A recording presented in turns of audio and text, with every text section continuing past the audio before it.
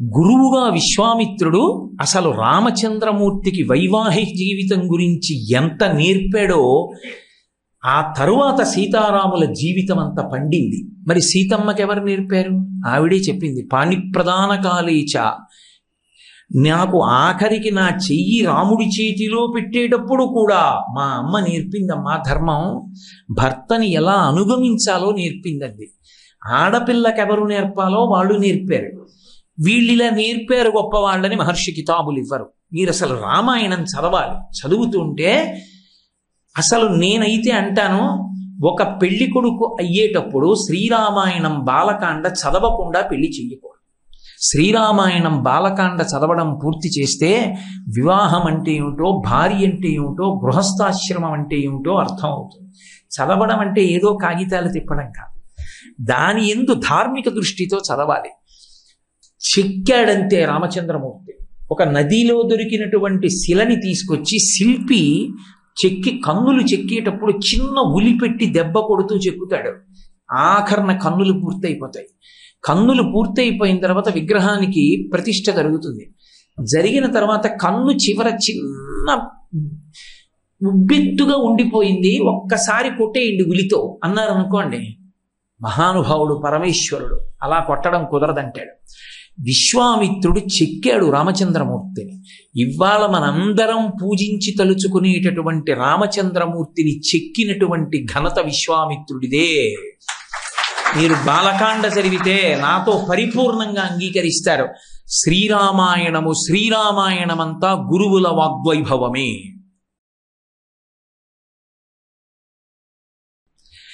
రాముడు రాముడే. నేను మీతో ఒక మాట చెప్తున్నా, రామ కార్యం మీద మీరు వెడుతున్నప్పుడు, రామాయణం చెప్పడానికి వెడుతున్నా, శ్రీరామచంద్ర ప్రభువుకి సంబంధించిన విషయం ఏదైనా మాట్లాడడానికి వెడుతున్నా, రాముడు ఎంత లెక్కలో పెట్టుకుంటాడంటే అలా వెడుతున్న వారికి ఏదైనా చిన్న సౌకర్యాన్ని చేస్తే చాలు దృష్టిలో పెట్టుకుంటాడు. అందుకే అది సుందరకాండ పారాయణకాండ అయింది. కిష్కింధకాండ చివరిలో రెక్కలు కాలిపోయిన సంపాతి సీతమ్మ తల్లి దర్శనానికి ఎడుతున్నటువంటి వానర సమూహానికి సీతమ్మ లంకాపట్టణంలో ఉందని మాట సాయం చేసినంత మాత్రం చేత కాలిపోయిన రెక్కలు వచ్చాయి. మధ్యలో మైనాకుడు రెక్కలు తెగిపోతాయని భయపడినవాడు, సముద్రంలో దాక్కున్నవాడు రామకార్యం మీద వెడుతున్నటువంటి స్వామి హనుమకి ఆతిథ్యం ఇస్తానని పైకి లేచినంత మాత్రం చేత ఉన్న రెక్కలు నిలబడ్డాయి. రెక్కలు నిలబడడము అన్న మాటకు అర్థం ఏమిటంటే భద్రత కలగడం. భద్రత కల్పించడంలో రామనామము, రామ కథ ఎంత బలమైనవో వర్ణించి చెప్పడమే సుందరకాండ యొక్క విశేషం. అందుకే శ్రీరామాయణంలో సుందరకాండ పారాయణకాండ. ఇప్పుడే నన్ను ఎవరో అడిగారు, రాధాకృష్ణ గారిలో ఉంది, రామాయణం ఎలా చదవాలి అని అడిగారు. రామాయణం చదవడానికి ఒక పద్ధతి ఉంటుంది. రామాయణం చదివేటప్పుడు మొట్టమొదట సుందరకాండ చదవాలి. సుందరకాండ చదివి బాలకాండ దగ్గరికి రావాలి. బాలకాండ నుంచి వెళుతూ మళ్ళీ సుందరకాండ చదవాలి. అంటే శ్రీరామాయణం చదివేటప్పుడే సుందరకాండ పారాయణ జరుగుతుంది. 2 మాటలు సుందరకాండ చదివితే తప్ప శ్రీరామాయణాన్ని చదవడం పూర్తవదు. ఎందుచేత అంటే సుందరకాండలో రామచంద్ర ప్రభువు కనపడరు. చిట్ట చివర ఎక్కడో ఒక్కసారి కనపడతారు. రామ కథ గొప్పదా, రామనామము గొప్పదా, రాముడు గొప్పవాడా అంటే రామనామము గొప్పది, రామ కథ గొప్పది. సుందరకాండకు అంత శక్తి ఎందుకు వచ్చింది అంటే 1కి 4 మార్లు రామ కథ చెప్పబడింది. అది ఎవరి నోటితో చెప్పబడింది అంటే యోగి అయినటువంటి హనుమ నోటి వెంట చెప్పబడింది. సుందరకాండలో కనపడేటటువంటి హనుమత్ స్వరూపం కేవలముగా ఒక భక్తుడు వీరుడు కాదు, యోగి అయిన హనుమ కనపడతారు. సీతమ్మ తల్లి దర్శనం చేసే వరకు ఉన్న హనుమ ఒకెత్తు, సీతమ్మ తల్లి దర్శనం అయిన తరువాత హనుమ ఒకెత్తు. సుందరకాండలో మీరు కావాలంటే చూడండి, సీతామాత దర్శనం అయ్యే వరకు హనుమ భయంగా ఉంటారు, చెట్ల ఆకుల్లో దాక్కుంటారు. ఆఖరికి సూర్యే చాస్తం గతే రాత్రౌ దేహం సంక్షిప్య మారుతి వృషదం శకమాత్రసన్ బభూవా అద్భుత దర్శన అన్నారు మహర్షి. పిల్లంత వారై అంతటా శోధన చేస్తారు సీతమ్మ కోసం. ఒక్కసారి సీతమ్మ తల్లి దర్శనమైంది. సుముహూర్తమివధ్యాత్వా భాష్ప పర్యాకులీక్షణ సీతామాశ్రిత్య తేజస్వీ హనుమాన్ విలలాపహ అన్నారు మహర్షి సుందరకాండలో. సీతమ్మ తల్లి దర్శనం అయ్యి అవగానే హనుమయందు మార్పు వచ్చేస్తుంది. ఇక ఆయన ఎవ్వరికీ భయపడరు. నేనెవరు అన్నది అడగకుండానే చెప్పడం మొదలు పెడతారు. జగిత్యతి బలో రామో లక్ష్మణశ్చ మహాబల రాజాజైతి సుగ్రీవో రాఘవేణాభిపాలిత దాసోహం కోసలేంద్రస్య రామస్య అక్లిష్టకర్మణ హనుమాన్ శత్రుసైన్యానాం నిహంత మారుతత్మజ నరావణ సహస్రం మే యుద్ధే ప్రతిఫలం భవేత్ శిలాభిస్తు ప్రహరత పాదపైశ్చ సహస్రశః అర్దయిత్వా పురీం లంకాం అభివజ్య చ మైథిలీం సమృద్ధార్థో గమిష్యామి విశతాం సర్వరక్షసాం అంటారు. అది జయమంత్రమైంది. సుందరకాండలో చాలా శ్లోకాలు మంత్రాలుగా మారిపోయాయి. అంత మంత్రాలుగా మారిపోయే శక్తి ప్రత్యేకించి సుందరకాండలో ఉండేటటువంటి శ్లోకాలకే వచ్చింది. కారణం ఏమంటే ఆ ఒక్క దాంట్లోనే స్వామి హనుమ యోగి స్వరూపాన్ని పొందారు, నిర్భయత్వాన్ని పొంది జరగబోయేటటువంటి రామకథ ఆయన నోటి వెంట ఏదొచ్చిందో అదే జరిగింది. ఇంకా అంటే ఒక్కసారి పరదేవతా దర్శనం అయిపోతే సీతామాత దర్శనము సాక్షాత్ పరదేవతా దర్శనము సుందరకాండలో. ఆమె అయోనిజ, ఆమెయే చెప్పింది చాలా చోట్ల. నేను సమాద్వాదశ వర్షాహం రాఘవస్య నివేశిని భుంక్ష్వాన్ మానుషాన్ భోగాన్ అంది. నేను 12 సంవత్సరముల రామచంద్రమూర్తి యొక్క అంతఃపురంలో మనుష్యులను భవించే భోగములను అనుభవించాను. మనుష్యులను భవించే భోగాలను అనుభవించడం ఏంటి? హైదరాబాద్లో మీకు ఆతిథ్యం బాగానే దొరికిందా కోటేశ్వరరావు గారు అని అడిగారు అనుకోండి. నేను కాకినాడ వెళ్ళాక మనుష్యులను భవించే భోగాలన్నీ నేను అనుభవించానన్నాను అనుకోండి. మనుష్యులు కారా ఏమి మీరు అని అడగరు. ఇంకొకటైతే మనుష్యులను భవించే భోగం అనుభవించాననాలి. సీతమ్మ ఆ మాట అంది అంటే ఆమె పతివ్రత ధర్మాన్ని అనుష్ఠించింది తప్ప ఆమె నరకాంత కాదు. ఆమె సాక్షాత్తు పరదేవత. ఆమెయే చెప్పుకుంది. ఎవరికి చెప్పాలో వాళ్ళకి చెప్పాలి. ప్రతివాడికి చెప్తే ఆ వైభవం ఏమర్థం అవుతుంది? అందుకే ఆవిడ ఎవ్వరికీ చెప్పలేదు. అయోధ్యకాండలో సాక్షాత్ అనసూయమ్మకి చెప్పింది. మహాపతివ్రత అనసూయమ్మ, సూర్యోదయ సూర్యాస్తమయములను ఆపగలిగినటువంటి తల్లి, అంతటి పతివ్రతా శిరోమణి కనుక ఆవిడితో చెప్పింది. లాంగలా దుద్ధితామయ ఆ భూమిని దున్నుతున్నప్పుడు నేను భూమిలోంచి పైకి లేచాను అని చెప్పింది. నేను పసిపిల్లగా పుట్టానని చెప్పలేదు, భూమిలోంచి పైకి లేచాను. ఉద్ధిత. అప్పుడు సీతా నామ్నేతి విశ్రుత, నాకు నేనే పేరు పెట్టుకున్నాను సీత అని. అంతరిక్షైచవాగుప్త ప్రతిమా మానుషీకిల, అంతరిక్షంలోంచి వాక్కు వినపడింది, జనక ఈమె ధర్మము చేత నీకు కూతురు తీసుకో అని. అందుకని మా తండ్రి నన్ను స్వీకరించాడు కూతురుగా అని చెప్పింది. ఆమె సాక్షాత్ పరదేవతా స్వరూపం. కానీ నరకాంతగా, నరుడికి భార్యగా పతివ్రతా ధర్మము యొక్క వైభవాన్ని లోకమునందు ప్రకాశింపచేయడానికి ఆమె నరకాంతగా అనుష్ఠించింది. అటువంటి జగన్మాత అయినటువంటి సీతమ్మ తల్లి వైభవాన్ని ప్రకాశింపచేసిన కాండ సుందరకాండ. అటువంటి సుందరకాండలో ఒక్కసారి ఆ తల్లి దర్శనమైన తరువాత హనుమ నోటి వెంట ఏ మాటలు వచ్చాయో ఆ మాటలే తరువాతి కాలంలో నిజాలయ్యాయి. ఆగమిష్యతి సుగ్రీవ సర్వేషాం వో నిషూధన నీయమస్తి పురీం లంకాం నయూయం నచరక్షస అన్నాడు ఆయన. సుగ్రీవుడు కొన్ని కోట్ల వానరములతో వస్తున్నాడు. ఈ లంక ఉండదు, రావణుడు ఉండడు, రాక్షసులు ఉండరు, సర్వము నశించిపోతుంది. కారణం ఏమిటంటే ఒక్కటే, రామచంద్రమూర్తి ఆగ్రహములకు ఈ లంక హేతువైంది అన్నారు. ఆయన నోటి వెంట ఏ మాట వచ్చిందో ఆ మాట నిజమైంది. నిజాన్ని యోగి పలకడం కాదు, యోగి నోటి వెంట వచ్చినది నిజమవుతుంది. పరమేశ్వరుడు దాన్ని సత్యం చేస్తాడు. అందుకే వాగ్వైభవాన్ని ప్రకాశింపచేసింది. మీరు బాలకాండ చూస్తే అసలు కాండంతా వాగ్వైభవమే. అసలు రామాయణం బాలకాండని జాగ్రత్తగా చదివినవాడు విశ్వామిత్రుడి పేరు ఎత్తేటప్పటికి నేల మీద పడి నమస్కరించకుండా ఉండలేడు. అసలు బాలకాండ చదువుతుంటే అబ్బా ఏమి విశ్వామిత్రుడు రా అనిపిస్తుంది. ఎవరికి ఎప్పుడు ఎక్కడ ఏది చెప్పాలో అది చెప్పాడు, ఎవరికి ఏ సమయంలో ఏది నేర్పాలో అది నేర్పాడు.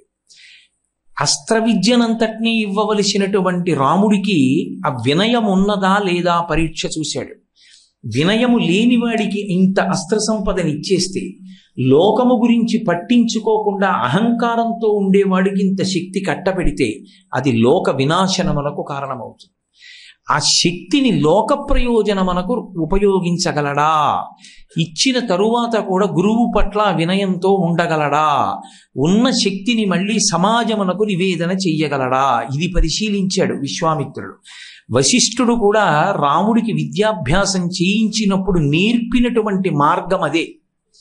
సర్వే వేదవిదాః శూరాః సర్వే లోకహితే రతాః సర్వే జ్ఞానోపసంపన్నాః సర్వే సముదితా గుణైః. అదొక్కటే శ్లోకం రాముడి విద్యాభ్యాసానికి.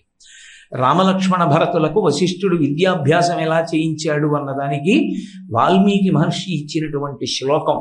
అసలు నేను ఒక్క మాట అంటే సాహసించానని మీరు అనుకోకూడదు. భారతదేశంలో విద్యా విధానం ఎలా ఉండాలో ఎవరూ చెప్పక్కర్లా. వాల్మీకి రామాయణంలో ఈ ఒక్క శ్లోకం చాలు. ఈ శ్లోకాన్ని ఆదర్శంగా పరిపాలకులు తీసుకుంటే ఒక విద్యార్థిని ఎలా తయారు చేయాలో, విద్యార్థికి చెప్పవలసినటువంటి పాఠ్యాంశాలు ఏ ఉండాలో, చెప్పే వాళ్ళకి ఏ లక్షణాలు ఉండాలో ఒక్క శ్లోకంలో చెప్పారు మహర్షి. సర్వే వేదవిదాః శూరాః, అది వాగ్వైభవం అంటే. పాఠం ఎలా చెప్పారు అంటే అందరూ వేద విధులే నేర్చుకున్న రామలక్ష్మణ భరత శత్రుఘ్నులు నలుగురు శూరాహ. శూరాహ అంటే బాహ్యమునందు మంచి శౌర్యమున్నవాళ్ళు, ఆంతరమునందు పండితులని గుర్తు. అన్నీ తెలుసుకున్న విద్వాంసులు. సర్వే వేద విదాః శూరాహ సర్వే లోకహితే రతాః. అది అవసరం. చాలా విషయాలు తెలుసుకోవడం గొప్ప కాదు, తెలుసుకున్నటువంటి విషయాన్నంతటినీ లోకహితము కొరకు ఖర్చు పెట్టగలిగినటువంటి వాడై ఉండాలి. ఎంత పెద్ద పదవిలో కూర్చుంటే అంతగా లోకరక్షణ చెయ్యగలిగినటువంటి సమర్థత అబ్బింది అని గుర్తు. ఒక చిన్న పదవిలో కూర్చున్నవాడు చిన్న ఉపకారమే చేయగలడు, పెద్ద పదవిలో కూర్చున్నవాడు పెద్ద ఉపకారం చేయగలడు. నాకున్న అధికారము లోకహితమునకు ఎలా ఉపయోగించగలనని వెంపర్లాడడం నేర్పాడు రామచంద్రమూర్తికి చదువుతో పాటు. చదువు ఒక్కటి నేర్పి సంస్కారము నేర్పకుండా వశిష్ఠుడు ఉండలేదు. ఏది నేర్పుతున్న రాముడు మెట్టెక్కుతున్నప్పుడల్లా నేర్చుకున్నది లోకహితమునకు ఎందుకు పనికి రావాలో చెప్తూ వచ్చాడు. అది రాకపోతే ఎంత గొప్పవాడు కానివ్వండి, వాడు సమాజమునకు బరువు అయిపోతాడు. అందుకే మహానుభావుడు సర్వేపల్లి రాధాకృష్ణన్ గారు మహావిద్వాంసుడు కనుక సెప్టెంబర్ 5వ తారీఖు ఆయన పుట్టినరోజు నాడు వెళ్ళి ఆయనకి పుష్పమాలలు వేస్తే ఆయన కోరుకున్నారు, నా పుట్టినరోజుగా చెయ్యకండి, టీచర్స్ డేగా చెయ్యండి అని.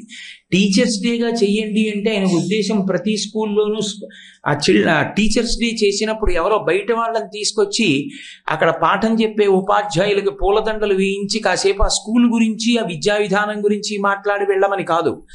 ఆయన ఉద్దేశ్యం ఏమిటంటే విద్యార్థులందరూ కూడా తమ కుటుంబానికి యజమానులైనటువంటి తల్లి తండ్రి పక్కన గురువు గారిని కూడా స్థానంలోకి నించోపెట్టడం అలవాటు కావాలి అని.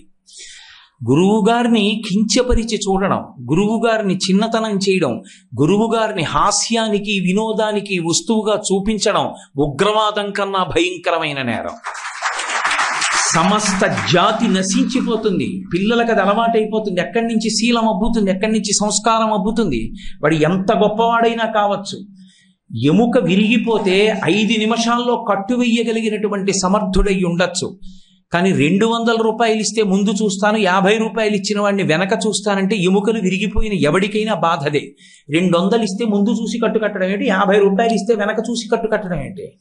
వాడికి లోకహితం తెలియనటువంటి వైద్యుడు, అటువంటి వాడిని తయారు చేసిన ఉపాధ్యాయుడిది తప్పు. వాడు సమాజానికి బరువు అటువంటి వ్యక్తి. అందుకే ఒక విద్యార్థి శక్తి ఏమిటో లెక్క కట్టగలిగినటువంటి వాడు గురువు. ఉదారుడై లెక్క కడతాడు. ఎవడూ పాడైపోవాలని ఉపాధ్యాయుడు కోరుకోడు, గురువు కోరుకోడు. వర్షం పడితే ఎలా పడుతుందో గురువు పాఠం చెప్తే అలాగే చెప్తాడు. అందరికీ అందాలని చెప్తాడు. శక్తి యందు భేదమున్న చోట ఒక్కొక్కడు బాగా రాణించలేడు. రాణించినప్పుడు అందరూ ఏదో పెద్ద పెద్ద పదవులకే వెళ్ళాలి, పల్లకీల్లోనే కూర్చోవాలనుకుంటే ఇబ్బంది పడిపోతాడు. వాడు నిరాశ చేత కొట్టబడతాడు. అందుకే తల్లిదండ్రులతో పాటుగా గురువు గారిని కూడా కుటుంబ పెద్దగా విద్యార్థి ఆదరించడం అలవాటైతే, గురువుగారు నాకున్న శక్తికి నేనేం చదువుకుంటే బాగుంటుంది, నేనేం అవుతాను అంటే, నాన్న నువ్వు మంచి శీలం ఉన్నవాడివి, నీ మీద ఎవడైనా ఆధారపడచ్చు, ఎవడు ఆధారపడినా తప్పు త్రోవలో నడిపించవు, నువ్వు గుమాస్తాగా ఉండు, కారు డ్రైవర్గా ఉండు, ఆఖరికి రూమ్ బయట ఫైలు పట్టుకొచ్చే ప్యూన్గా ఉండు.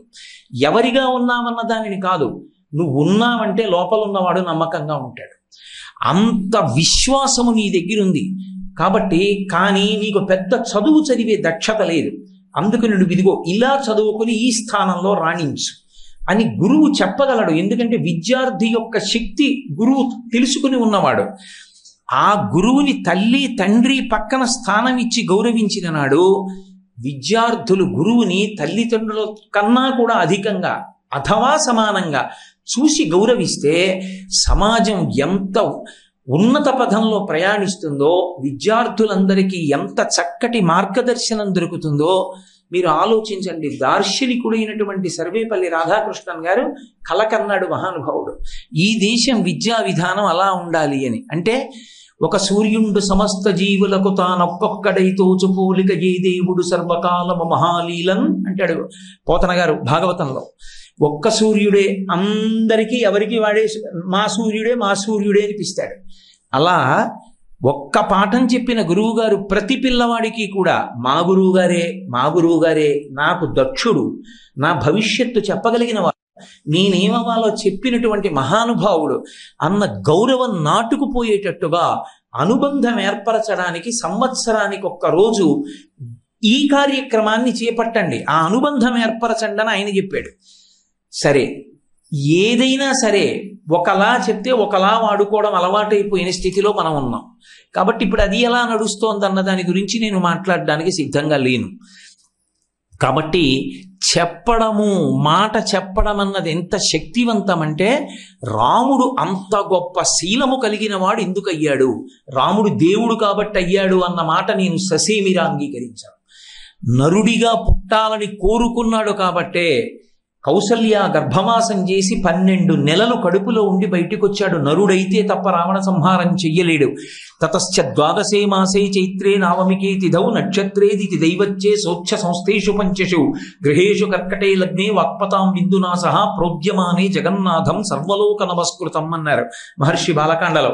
12 నెలల కౌసల్య గర్భవాసం చేసి ప్రభవించినటువంటి సర్వలోక జగన్నాథుడైనటువంటి శ్రీ మహావిష్ణువు 16 అణాల నరుడిగా ఈ లోకంలో ప్రవర్తించినప్పుడు ఇంత శక్తినిచ్చేటప్పుడు ఆ శక్తితో పాటు ఏమి ఇవ్వాలో తెలుసుకుని ఇచ్చారు గురువులు. ఎలా ఇచ్చారు అంటే, కేవలం పాఠం చెప్పేసి మంత్రశక్తినిచ్చేసి ధనుర్వేదాన్ని నేర్పేయడం కాదు, ఇది ఉన్నందుకు ఎంత రక్షకుడుగా నిలబడాలో నేర్పారు. ఒకనాడు గురుస్థానం అంటే అలా ఉండేది. తనని చంపేవాడు దృష్టజ్యుమ్నుడని తెలిసి పాఠం చెప్పినవాడు ద్రోణాచార్యుల వారు. తన కొడుకు అని తెలిసి కూడా అశ్వత్థామకి చెప్పకుండా అర్జునుడికి బ్రహ్మాస్త్రం నేర్పాడు ధర్మం కోసం. ఒకనాడు గురువు అంటే ఆ స్థానంలో అలా నిలబడేవాడు నిష్పక్షపాతంగా. రామచంద్రమూర్తికి వశిష్ఠుడు పాఠం చెప్పినా అలా చెప్పాడు, సర్వే వేద విధశూరాః సర్వే లోకహితే రతాః సర్వే జ్ఞానోపసంపన్నాః. ఎన్ని తెలియాలో అన్నీ తెలిసేటట్టుగా చేశాడు. ప్రతి శాస్త్రాన్ని నేర్పాడు, కరతలామలకమైంది. కానీ అది గుణముగా భాషించకపోతే ఆ చదువుకున్న చదువు నిరర్థకము. జ్ఞాన కలునిలోని శారదయువులే అని పోతన గారు భాగవతంలో చెప్పినట్లుగా అది జ్ఞాన కలునిలోని శారదగా మారిపోతుంది. నువ్వే మాట అన్నావు, నువ్వన్న మాట నిజమని నేను సమర్థిస్తాను, అలా నేను శాస్త్రాన్ని మారుస్తానన్నాడు అనుకోండి, అది ధూర్త పాండిత్యం. ఏది సత్యమో దాన్ని సమర్థిస్తాను అన్నాడు అనుకోండి, వాడు జ్ఞాని, వాడు విద్వాంసుడు. కాబట్టి రామచంద్రమూర్తికి కేవలము జ్ఞానము ప్రసాదించడం కాదు, అది గుణముగా మారేటట్టు చేశాడు. గుణముగా మారడం అంటే మీరు లోకంలో గమనించండి, మానసికమైన భావన ముందు ఏర్పడితే తప్ప కర్మ జరగదు. నాకు శ్రీరామాయణం గురించి చెప్పడంలో గొప్ప ఉత్సాహం మనసులో ఉందనుకోండి, నేను ఉపన్యాసం చెప్పడం అనేటటువంటి కర్మ జరుగుతుంది. అసలు రామాయణం నేను చదువుకున్నాను చాలా, ఎందుకు అందరికీ చెప్పడం అనుకున్నాను అనుకోండి, అసలు నేను రామాయణం మీద ఉపన్యాసం ఎందుకు చేస్తాను? ముందు లోపల ఆలోచన ఉంటేనే అది గుణంగా మారుతుంది, అది పైన కర్మగా ప్రకటనమై అందుబాటులోకి వస్తుంది. లోపల మనస్సు యందు ఎప్పుడెప్పుడు ఏ అవసరంగా గుణంగా మారి లోకహితము కొరకు ప్రకటనమయ్యేటట్టుగా మనసు అధ్యవసాయ బుద్ధితో తయారు కావాలో అలా వండి తయారు చేశాడు వశిష్ఠుడు. అంటే మనస్సునికి అంత ఆర్ద్రతని కల్పించాడు. అందుకే అంతటి కారుణ్యమూర్తి. నిజానికి దశావతారాల్లో రామచంద్రమూర్తి చంపినంత మందిని ఏ అవతారం చంపలేదు. కానీ రామచంద్రమూర్తికి ఒక్కడికే కొన్ని పేర్లున్నాయి, వీరరాఘవ, విజయరాఘవ అని. ఎప్పుడూ కోదండం పట్టుకు నిలబడతాడు. అలా నిలబడినా కూడా ఆయన కన్నుల వంక చూస్తే చాలు ఆనందం. తక్కువేమి మనకు రాముండొక్కడుండు మరకు అంటాడు రామదాస్ గారు. ఆ రామచంద్రమూర్తి పేరెత్తేటప్పటికీ మనకి రక్ష అని నమ్మకం. చంటి పిల్లవాడు, వాడికి ఏం తెలుసు, వాడికి ఏం తెలియదు. ఆఖరికి వాడి చెవిలో చీమ దూరినా వాడికి నా చెవిలో చీమ దూరిందని చెప్పడం రాదు. తన చెయ్యి తీసి ఇలా చెవిలో వేలు పెట్టుకోవడం కూడా రాదు. ఆ చెయ్యి వెళ్ళదు, వేలు ఆ చెయ్యి ఎటో పోతుంటుంది ఇలా. అందుకే పిల్లలకి స్నానం చేయించగానే వాడికి అనుష్ఠాన బలం లేదు కాబట్టి, తనంత తాను అనుష్ఠానం చేసుకోలేడు కాబట్టి తల్లి రక్ష పెడుతుంది. ఆ మిగిలిన జలంతో 3 మార్లు తిప్పి శ్రీరామరక్ష 5వ తనం 100 ఏళ్ళు ఆయుష్ అంటుంది. ఆ నీటి చుట్టూ తిప్పి శ్రీరామరక్ష అని ఒక్క మాట అంటే చాలు, రామచంద్ర ప్రభువు యొక్క అనుగ్రహం కలుగుతుంది. అంత మహానుభావుడు రామచంద్రమూర్తి. ఆనాటి నుండి ఈనాటి వరకు కూడా రామచంద్రమూర్తి యందు అన్ని గుణములు ప్రకాశించి భక్తుల చేత జేజేలు పొందుతున్నాడంటే అలా తయారు చేసినటువంటి వాళ్ళు వశిష్ఠుడు, విశ్వామిత్రుడు. ఎంత గొప్పగా మాట్లాడారో మీరు రామాయణం చదవాలి. నేను అందున ఆఖరి రోజు ఉపన్యాసం ఎంతగాని చెప్పగలను. పిల్లలకి పెళ్లి చెయ్యాలనేటటువంటి ఆలోచన ప్రతి తల్లికి తండ్రికి ఉంటుంది. కానీ పిల్లడికి పెళ్లి చెయ్యాలని దశరథ మహారాజు సంకల్పం చెయ్యగానే విశ్వామిత్రుడు వచ్చాడు. అసలు వైవాహిక జీవితం అంటే ఏమిటో, భార్య అంటే ఏమిటో, భార్య పరమేశ్వరుడు ఇచ్చిన ఎంత అపురూపమైన బహుమానమో, భార్యాభర్తల మధ్య జీవితం అంటే ఎంత సున్నితంగా ఎంత అందంగా ఉండాలో, భార్య పురుషునకు ఎంత గొప్ప శాంతి స్థానమో ఎంత కీర్తి స్థానమో రామచంద్రమూర్తికి చెప్పకుండా చెప్పాడు విశ్వామిత్రుడు. రామా, భార్య అంటే ఏమనుకుంటున్నావు అంటే, ఇప్పుడు నాకెందుకండి అనొచ్చు రాముడు. అందుకే అలా అనలేదు. కావాలని తీసుకెళ్లేవాడు కొన్ని ప్రదేశాల మించి. తీసుకెళ్లేటప్పుడు అందమైన మాట ఒకటి చెప్పి శ్రీరాముని యందు ఉత్సాహం కల్పించేవాడు. రామ, నేను గౌతమాశ్రమం నుంచి వెడుతున్నాననేవాడు. అంతే, ఏమీ మాట్లాడేవాడు కాదు. ఆశ్రమం కనపడేది ఒక్క మృగం కనపడేది కాదు, ఒక జపం కనపడేది కాదు, ఓ బ్రాహ్మణుడు కనపడేవాడు కాడు, ఓ శిష్యుడు లేడు, ఓ గురువు లేడు. ఆశ్రమం అంతా చిన్నబోయి ఉంది నిర్మానుష్యంగా. రాముడు అడిగేవాడు, గురువుగారు ఎందుకు ఈ ఆశ్రమం ఇలా ఉంది, నిర్మానుష్యంగా ఉంది అని అడిగేవాడు. రామా, కూర్చో చెప్తాను అని ప్రారంభం చేసేవాడు. నిజంగా వైవాహిక జీవితం అంటే ఏమిటో చెప్పాడు. ఆ గౌతమోపాఖ్యానంలో, అహల్యోపాఖ్యానంలో అసలు ఆయన మాట్లాడిన మాటలు, ఆయన చెప్పిన శ్లోకాలు చదివితే అని వింటున్న రామచంద్రమూర్తికి స్నాతకం చేశాడు. గురువుగారు స్నాతకానికి రావాలి. గురువుగారు రాని స్నాతకం స్నాతకమే కాదు. గురువుగా విశ్వామిత్రుడు అసలు రామచంద్రమూర్తికి వైవాహిక జీవితం గురించి ఎంత నేర్పాడో, ఆ తరువాత సీతారాముల జీవితం అంతా పండింది. మరి సీతమ్మకి ఎవరు నేర్పారు? ఆవిడే చెప్పింది, పాణిప్రదాన కాలేచ, నాకు ఆఖరికి నా చెయ్యి రాముడి చేతిలో పెట్టేటప్పుడు కూడా మా అమ్మ నేర్పిందమ్మా ధర్మం, భర్తని ఎలా అనుగమించాలో నేర్పిందండి. ఆడపిల్లకెవరు నేర్పాలో వాళ్ళు నేర్పారు. వీళ్ళిలా నేర్పారు గొప్పవాళ్ళని మహర్షి కితాబులు ఇవ్వరు. మీరు అసలు రామాయణం చదవాలి. చదువుతుంటే అసలు నేనైతే అంటాను, ఒక పెళ్లి కొడుకు అయ్యేటప్పుడు శ్రీరామాయణం బాలకాండ చదవకుండా పెళ్లి చెయ్యకూడదు. శ్రీరామాయణం బాలకాండ చదవడం పూర్తి చేస్తే వివాహం అంటే ఏమిటో, భార్య అంటే ఏమిటో, గృహస్థాశ్రమం అంటే ఏమిటో అర్థం అవుతుంది. చదవడం అంటే ఏదో కాగితాలు తిప్పడం కాదు, దాని యందు ధార్మిక దృష్టితో చదవాలి. చెక్కాడంతే రామచంద్రమూర్తి. ఒక నదిలో దొరికినటువంటి శిలని తీసుకొచ్చి శిల్పి కన్నులు చెక్కేటప్పుడు చిన్న ఉలి పెట్టి దెబ్బ కొడుతూ చెక్కుతాడు. ఆఖరణ కన్నులు పూర్తయిపోతాయి. కన్నులు పూర్తయిపోయిన తర్వాత విగ్రహానికి ప్రతిష్ఠ జరుగుతుంది.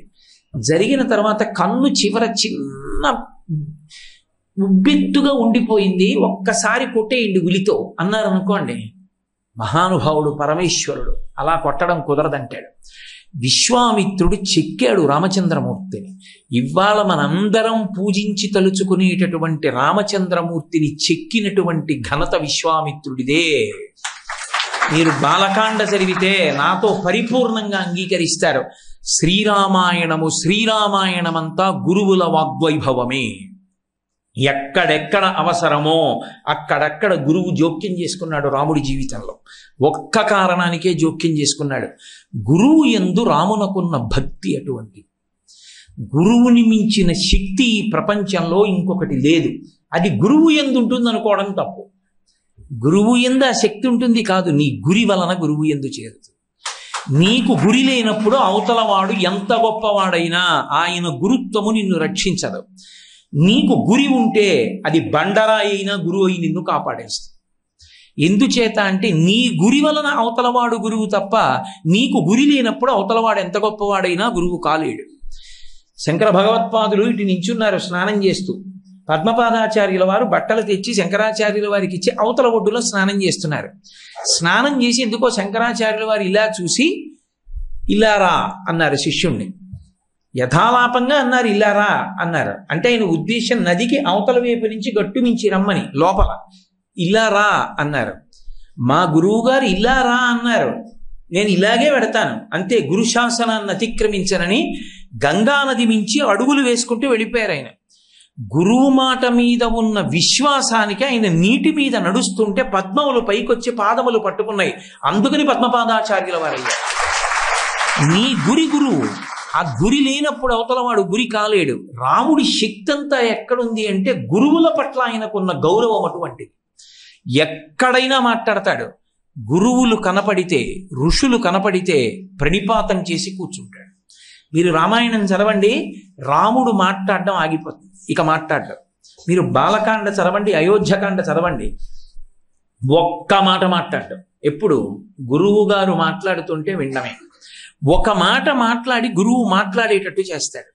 ఒకే మాట అడుగుతాడు, ఈ గంగ భూమి మీదకి ఎలా వచ్చింది గురువుగారు అంటాడు. అంతే. విశ్వామిత్రుడు గంగావతరణం చెప్తాడు, అస్సలు పరవశించిపోతాం. అంతే. అడిగాడు కాబట్టి గంగావతరణం చెప్పాడు. షణ్ముఖోత్పత్తి ఎలా జరిగింది గురువుగారు, పార్వతీ కళ్యాణం ఎందుకు జరిగింది అంటాడు. షణ్ముఖోత్పత్తి చెప్పాడు కాబట్టి ఇప్పటికీ గర్భిణీ స్త్రీలకి షణ్ముఖోత్పత్తి శ్రీరామాయణం బాలకాండలో పెద్ద వరమై కూర్చుంది. అడిగే శిష్యుడు, చెప్పే గురువు వలన శిష్యుడు ఎంత తీర్చిదిద్దబడతాడో అసలు రామాయణం చదివితే అర్థం అవుతుంది. అది రాముడి జీవితంలో ఎంత దూరం వెళ్ళిపోయిందంటే, ఎప్పుడెప్పుడు కష్టం రానివ్వండి అప్పుడప్పుడు ఒక ఋషి, ఒక గురువు ఆదుకుంటూ ఉంటాడు వాక్కు ద్వారా. మీకు చూడండి, సీతాపహరణం జరగాలి. సీతాపహరణం జరిగితే తప్ప రాముడు రావణ సంహారం చెయ్యడు. రాముడు నరుడిగా ఉన్నాడు, నువ్వు విష్ణువువి అవతారంగా వచ్చావు, రావణ సంహారం చెయ్యాలని ఎవరు చెప్పినా రాముడు ఒక్కటే అంటాడు, నేను విష్ణువుని కాను, నేను నరుణ్ణి, నేను దాశరథిని, దశరథ మహారాజు గారి కొడుకుని అంటాడు. యుద్ధకాండ అయిపోయాక కూడా ఇంద్రాదులతో అదే మాట చెప్పాడు. ఆయన నరుడిగానే ఉన్నాడు. మరి అటువంటి నరుడికి అసలు వచ్చిన అవతారం రామావతారం రావణ సంహారం కొరకు కనుక రావణ సంహారం అయ్యేటట్టుగా చెయ్యాలంటే ఏం చెయ్యాలి? మహానుభావుడు రామాయణాన్ని మలుపు తిప్పినవాడు తన మాటతో అగస్త్య మహర్షి. మీరు అరణ్యకాండ చదివితే అర్థమవుతుంది. అగస్త్య మహర్షి ఆశ్రమానికి వెడితే ఒక గురువు వైభవం అంటే ఏమిటో అగస్త్యాశ్రమాన్ని చూస్తే తెలుస్తుంది. నేను అందుకే ఇప్పటికీ తిరుపతి వెడితే కొండ మీద వెంకటేశ్వర స్వామిని చూడడం నాకెంత ఇష్టం. తిరుపతి పట్టణంలో అగస్త్య మహర్షి విడిది చేసినటువంటి ఆ ప్రదేశం, ఆయన ఆరాధన చేసిన శివలింగం, ఆ క్షేత్రానికి వెళ్ళి దర్శనం చేసుకోవడం, అక్కడ ఉన్న మర్రి చెట్టు వంక చూడడం నాకు ఎంత ఇష్టం. మహానుభావుడు అగస్త్య మహర్షి అక్కడ తిరిగి వెంకటేశ్వర స్వామి వారికి ఆతిథ్యం ఇచ్చాడు. అందుకే కళ్యాణ శ్రీనివాసం వచ్చింది. కంచికామకోటి పీఠాధిపత్యం వహించినటువంటి, నడిచే దేవుడిని పేర్గాంచినటువంటి అపర శంకర భగవత్పాదుల అవతారమైన చంద్రశేఖరేంద్ర సరస్వతి మహాస్వామి ఆ అగస్త్యాశ్రమానికి వెళ్ళినప్పుడు శివాలయంలోకి వెళ్ళి సత్యదండం పట్టుకుని కొన్ని గంటలు జపం చేస్తూ ధ్యానమగ్నులై ఉండిపోయారు.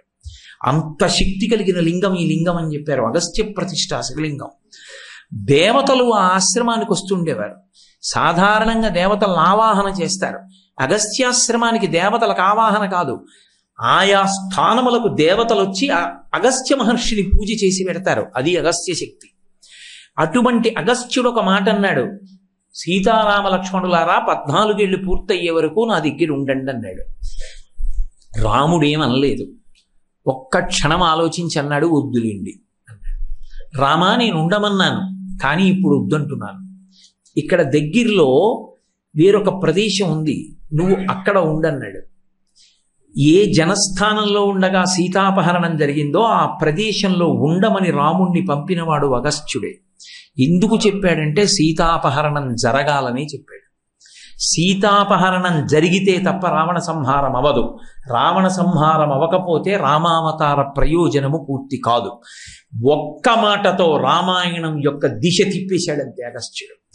అదే అగస్త్య మహర్షి సీతాపహరణం జరిగిపోయింది, కిష్కింధకాండ అయిపోయింది, సుందరకాండ అయిపోయింది, యుద్ధకాండలోకి వెళ్ళిపోయారు, అందరినీ చంపాడు రాముడు. నశ్రమో నజ్వరో వాతేన రూపస్య విపర్యయ అని అతిబల విద్యలిచ్చాడు విశ్వామిత్రుడు. ఇన్ని పొందిన రాముడు రావణాసురుడితో యుద్ధం చేసేటప్పుడు బడలిపోయాడు. అసలు మీరు రామాయణంలో యుద్ధకాండ చదివితే రాక్షసులు నరులు, రాక్షసులు వానరులు యుద్ధం చేయలేదు. దిక్కుమాల యుద్ధం తర్వాత చేసుకోవచ్చు, నువ్వు నన్ను కొట్టడం నేను నిన్ను కొట్టడం ఎప్పుడైనా చెయ్యొచ్చు, మళ్ళీ రాదురా ఇలాంటి యుద్ధం, చూడండి ముందు అసలు రామరావణ యుద్ధం అన్నారు. అసలు ఉపమానం ప్రయోగించడానికి వాల్మీకి మహర్షి అందెవేసిన చెయ్యి. వాల్మీకి మహర్షి దగ్గర కాళిదాసు నేర్చుకున్నాడు, అనుకరించాడు. ఉపమా కాళిదాసస్య అని ఆ శక్తి వాల్మీకి మహర్షి రామాయణంలోంచి వచ్చింది. అటువంటి వాల్మీకి ఉపమానం వేయలేదు రామరావణ సంగ్రామానికి. సముద్రానికి సముద్రమే ఉపమానం, రామరావణ యుద్ధానికి రామరావణ యుద్ధమే ఉపమానం అన్నారు. అంత అద్భుతంగా జరిగింది. అంత పెద్ద యుద్ధం జరుగుతుంటే రాముడు బడలిపోయి అసలు ఈ రావణుణ్ణి ఎలా నిగ్రహించడం అర్థం కాలేదు ఆయనకి. అర్థం కాని స్థితిలో మళ్ళీ వచ్చాడు అగస్త్యుడు. అప్పుడు వచ్చాడు, తతో యుద్ధ పరిశ్రాంతం సమరే చింతయా స్థితం రావణం చాగ్రతో దృష్ట్వా యుద్ధాయ సముపస్థితం దైవతైశ్చ సమాగమ్య ద్రష్టుమభ్యాగతోరణం ఉపాగమ్య బ్రవీద్రామ అగస్త్యో భగవాన్ ఋషి. రామాయణంలో చాలా చమత్కారం ఏమిటంటే రాముడు ఎప్పుడైనా గురువుని పిలిచేటప్పుడు పేరు పెట్టి కానీ ఋషి అని కానీ అనడు, హే భగవన్ అంటుంటాడు. బ్రహ్మమునకు మీకు అభేదమని ఎవరిని పిలిచినా హే భగవన్ అంటుంటాడు. ఏమి పిలుపు, ఏమి మాట తీరనిపిస్తుంది. మర్యాదానాంచ లోకస్య కర్త కారయితాచ సహా అంటారు. అందుకే హనుమ సుందరకాండలో వాక్కు అంత సరళంగా ఉంటుంది రామచంద్రమూర్తిది. అటువంటి రాముడికి ఆకాశ మార్గంలో వచ్చాడు, గబగబా వచ్చాడు రాముడి దగ్గరికి. రామ రామ మహాబాహో శృణు గృహ్యం సనాతనం ఏన సర్వాన్నరీన్ వచ్చ సమరే విజీష్యసి ఆదిత్య హృదయం పుణ్యం సర్వశత్రు వినాశనం జయావహం జపే నిత్యం మక్షయ్యం పరమం శివం. ఎవరైనా ఏదైనా స్తోత్రం చెప్తే తర్వాత ఫలశ్రుతి చెప్తారు. ఒక్క ఆదిత్య హృదయానికి ఫలశ్రుతి ముందు చెప్పి తర్వాత చెప్పారు. ఎందుకని అంటే శిష్యుణ్ణి ఆదుకోవాలి.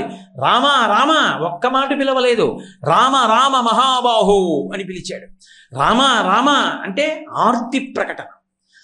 నేను నా కొడుకుని రైలు ఎక్కించడానికి స్టేషన్కి వచ్చి, అయ్య బాబో ఇదేమిట్రా ఇంత జనం వేలాడుతున్నారు, రైలు ఎక్కడా ఖాళీ లేదు, అయినా రేపు తెల్లారితే నువ్వు ఆఫీస్కి వెళ్ళిపోవాలంటున్నావు, సరే ఎలాగో అలా ఎక్కని చెప్పి మంచి శీతాకాలంలో జనరల్ కంపార్ట్మెంట్లో డోర్ దగ్గర నించోబెట్టాను. వాడు ఎక్కి, నాన్నగారండి మీరు ఇంటికి వెళ్ళండి, నేను ఎలాగో అలా లోపలికి ఎడతానులేండి, మీరు బెంగ పెట్టుకోకండి సుమా అంటున్నాడు. ఇంతలో ఎవరో వచ్చి నా కాళ్ళకి దండం పెట్టారు. అయ్యా ఎవరన్నాను. నల్ల కోటు వేసుకుని టీటీఈ వచ్చి నమస్కారం పెట్టి, అయ్యా మీరు హైదరాబాద్ వస్తున్నారా అన్నాడు. లేదండి నేను రావట్లేదు, మా అబ్బాయి వస్తున్నాడు. ఎక్కడున్నాడు మీ అబ్బాయి అన్నాడు. అగో జనరల్ కంపార్ట్మెంట్ ఎక్కించానండి ఎక్కడా చోట. అయ్యో మీ అబ్బాయిని జనరల్ కంపార్ట్మెంట్ ఏంటండి, నా కోచ్ ఎక్కించండి, నా సీట్లో కూర్చోబెడతాను అన్నాడు. ఇప్పుడు నేను మా అబ్బాయి దగ్గరికి వెళ్ళి పిలిస్తే ఏమని పిలుస్తాను, ఒరే నాయన షణ్ముఖ దిగిరా అంటానా? షణ్ముఖ షణ్ముఖ దిగిరా దిగిరా దిగిరా దిగిరా, మహానుభావుడు ఎవరో కనబడ్డాడు రా ఎక్కిస్తానన్నాడు అంటానా? అన్నా రక్షించుకోవాలన్న ఆర్తిలో రెండు మాటలు పిలుస్తాను. పుత్రుడితో సమానం. వత్సా ఎంత ప్రేమతో పిలిచాడు. అసలు వాగ్వైభవం ఎంత ప్రేమని ఆవిష్కరించాడో. గురువే. రామరామ మహాబాహో శృణుగృహ్యం సనాతనం ఏన సర్వాన్నరీన్ వత్స సమరే విజీష్యసి. యుద్ధంలో గెలుస్తావురా రామా, ఈ మంత్రాన్ని ఉపదేశం పొందరా ముందు, ఇది నీకు సమస్తమైన విజయాలను ఇచ్చేస్తుందిరా. ఈ ఉపదేశానికి ఏమైనా నువ్వు అంగన్యాస కరన్యాసాలు పెద్ద హడావిడి అనుకుంటున్నావా? దీన్ని ఏమైనా పూజా మందిరానికి వెళ్ళాలనుకుంటున్నావా? కాంతారేషు భయేషు చ అరణ్యంలో నిలబడి చదివించరా. ఏమీ ఇచ్చారండి ఆదిత్య హృదయం. నేను ఇప్పటికీ విశాఖపట్నం ఉపన్యాసాలకు వెళితే సముద్రపు ఒడ్డుకి వెళ్ళి కూర్చుంటూ ఉంటాను ఇంట్లో సంధ్యావందనం చేసి. సూర్యోదయం సముద్రంలోంచి పైకొస్తాడు మహానుభావుడు సూర్య భగవానుడు. ఆ పైకి వచ్చేటప్పుడు కొద్దిగా ఎర్రటి కాంతి వస్తుంది. కళ్ళు మూసుకుని ఆదిత్య హృదయం చదివితే ఖచ్చితంగా బింబం కనపడడానికి ఎంత సమయం పడుతుందో అంతే సమయం ఆదిత్య హృదయానికి పడుతుంది. లెక్క అలా కట్టారు మహర్షి. ఏ ఋతువులోనైనా సరే బింబ దర్శనం ప్రారంభమవుతూ వెలుతురు రాగానే మొదలు పెడితే మీరు కళ్ళు తెరిచేటప్పటికి బింబం కనపడుతుంది. అది ఏ బింబమో తెలుసా? ఆదిత్య హృదయం చదివే వాళ్ళు ఏ బింబాన్ని ఉపాసన చెయ్యాలని మంత్రశాస్త్రమునందు చెప్పబడిందో, గురువులు చేసేటప్పుడు ఏ రూపాన్ని ధ్యానం చేయమని చెప్తారో ఆ రూపం కనపడుతుంది. అప్పుడు మహర్షి అంత అద్భుతంగా ఇచ్చారు. ఉపదేశం చేసేసిన అగస్త్య మహర్షి అక్కడ లేరు, వెళ్ళిపోయారు. దేవతలు కూడా నిలబడి చూస్తున్నారు ఏమవుతుంది రామరావణ సంగ్రామం అని. జగామచ యథాగతం, ఎలా వచ్చాడో అలా వెళ్ళిపోయాడు అగస్త్యుడు. మరి ఉపదేశం చేసిన వాడు ఆ ఆదిత్య హృదయం చదివి రాముడు రావణుండి చంపాడో లేదో చూడద్దా? తన మాట మీద తనకి నమ్మకం. నేను ఆదిత్య హృదయం ఇచ్చాక ఇంకా రావణుడు బ్రతికుంటాడా? వెళ్ళిపోయాడంతే, చూడక్కర్లేదు. చూడాలనుకున్న వాళ్ళు నించున్నారు. దేనికోసం? అగస్త్యుడిచ్చిన మంత్రం ఎంత శక్తివంతమో చూడ్డానికి. ఆ ఆదిత్య హృదయం చదివాడంతే, పడిపోయాడు రావణుడు. ఎంత గొప్ప మంత్రాన్ని ఇచ్చాడో, ఎలా శిష్యుణ్ణి రక్షించుకున్నాడో, గురువుల వాగ్వైభవం ఏమిటో, ఒక్కొక్క మాట మాట్లాడితే గురువు ఎలా రక్ష పెడుతుందో చూపించారు రామాయణంలో. రామాయణమంతా వాగ్వైభవమే. అందులో రామచంద్రమూర్తి వైపు నుంచి చూసినప్పుడు అసలు రామాయణం పరమాద్భుతం. అసలు మీరు ఏ పాత్రలోంచి చూడండి రామాయణం అలాగే. ఆ కళ్ళజోడు పెట్టుకుంటే చాలు, రామాయణము వాగ్వైభవము అన్న కళ్ళజోడు పెట్టుకుని రామాయణం చదవడం మొదలు పెడితే, నేను మీతో ఏదో అట్టహాసానికి చెప్పట్లేదు, రామాయణము వాగ్వైభవము 42 రోజులు మాట్లాడతా నేను. శ్రీరామాయణం అంతా అంతే, వాగ్వైభవమే. అద్భుతం రామాయణం. ఎందుచేత అంటారేమో, ఒక భర్త ఎంత కీర్తి ప్రతిష్టలు కలిగిన వాడు కానివ్వండి, ఒక భర్త ఎంత గొప్పవాడు కానివ్వండి, ఎంత విద్వాంసుడు కానివ్వండి, ఆయన కీర్తి అంతా దేని వలన పోతుంది అంటే, భార్య ధార్మికమైనటువంటి నడవడి కలిగినది కాకపోతే, ఆచారము తెలియనిదైపోతే భర్త కీర్తి కూడా మంట కలిసిపోతుంది. నేను మీతో ఒక్కటే మాట చెప్తాను వినండి. సబర్మతి ఆశ్రమంలో గాంధీ మహాత్ముడు ఉన్న రోజుల్లో, అందుకే వాళ్ళందరూ రాజనీతిజ్ఞులు, వాళ్ళు రాజకీయ నాయకులు కారు. వాళ్ళు సబర్మతి ఆశ్రమంలో ఉన్న రోజుల్లో మహిళా కార్యకర్తలు వెళ్ళి అడిగారు, శ్రీరామాయణంలో సీతమ్మ వ్యక్తిత్వం, ఆవిడ వైభవం ఎటువంటిది మాకు చెప్పమని అడిగారు. ఆయన అన్నారు, అసలు సీతమ్మ లేని నాడు రామునికి కీర్తి లేదు అన్నారు. వాళ్ళన్నారు, మేము మహిళా కార్యకర్తలు అడిగాం కాబట్టి ఇలా అన్నారా అన్నారు. రాట్నమాపి వెంటనే ఆయన ఒక దృష్టాంతం చెప్పారు. సుందరకాండలో సీతమ్మ పడినటువంటి కష్టం రాముడు పడలేదు. ఎందుచేత అంటే, మనిషి జీవితంలో కష్టమన్న మాటకి అత్యంత తీవ్రమైన హద్దు ఏమిటంటే, తన కష్టాన్ని పంచుకోవడానికి ఇంకొకడు లేకపోవడం. కష్టం పోయేది ఎప్పుడు అంటే, బాహ్యంలో కష్టం పోయిందా పోలేదా వదిలేయండి, మీ కష్టాన్ని ఒకరికి చెప్పుకునే అవకాశం ఉందనుకోండి. ఊరడిల్లండి ఏం పర్వాలేదులేండి అనేవాడు ఒకడు ఉన్నాడు అనుకోండి, మీ కష్టం సగం పోతుంది. అసలు అలా పంచుకోవడానికి ఓ మనిషి లేడనుకోండి, ఆ కష్టం ద్విగుణీకృతం అయిపోయి బుర్ర బద్దలైపోతుంది ఆలోచనలతో. ఎండకన్నిరుగని ఇల్లాలు, జనక మహారాజు గారి కుమార్తె, దశరథ మహారాజు గారి పెద్ద కోడలు, రామచంద్రమూర్తి ధర్మపత్ని, లక్ష్మణస్వామి, మాన్యాగురు వినీతస్య లక్ష్మణస్య గురుప్రియ యది సీతాపి దుఃఖార్త కాలోహి దురతిక్రమ అన్నారు మహర్షి. లక్ష్మణస్వామి చేత నిరంతరము నమస్కరింపబడేటటువంటి వదిన గారు, అటువంటి తల్లిని తీసుకెళ్లి రావణాసురుడు అపహరించి, చుట్టూ లంబకర్ణ లలాటంచ లంబోదర పయోధరాం లంబోష్టీం లంబచుకాం లంబాస్యాం లంబజానుకాం, ఆవిడ జీవితంలో ఎప్పుడూ చూడనంత వికృతమైనటువంటి రాక్షస స్త్రీలనందరినీ చుట్టూ కాపలా పెడితే, వాళ్ళు కళ్ళు తాగుతూ నరమాంసం తింటూ, ఎప్పుడెప్పుడు రావణుడు ఈమెని చంపమంటాడా, చంపిన తర్వాత దెబ్బలాడుకోవద్దు వాటాలు వేసుకుందామని మాట్లాడుకుంటుంటే, రాముడు ఉన్నాడో తెలియదు, ఎప్పుడు వస్తాడో తెలియదు.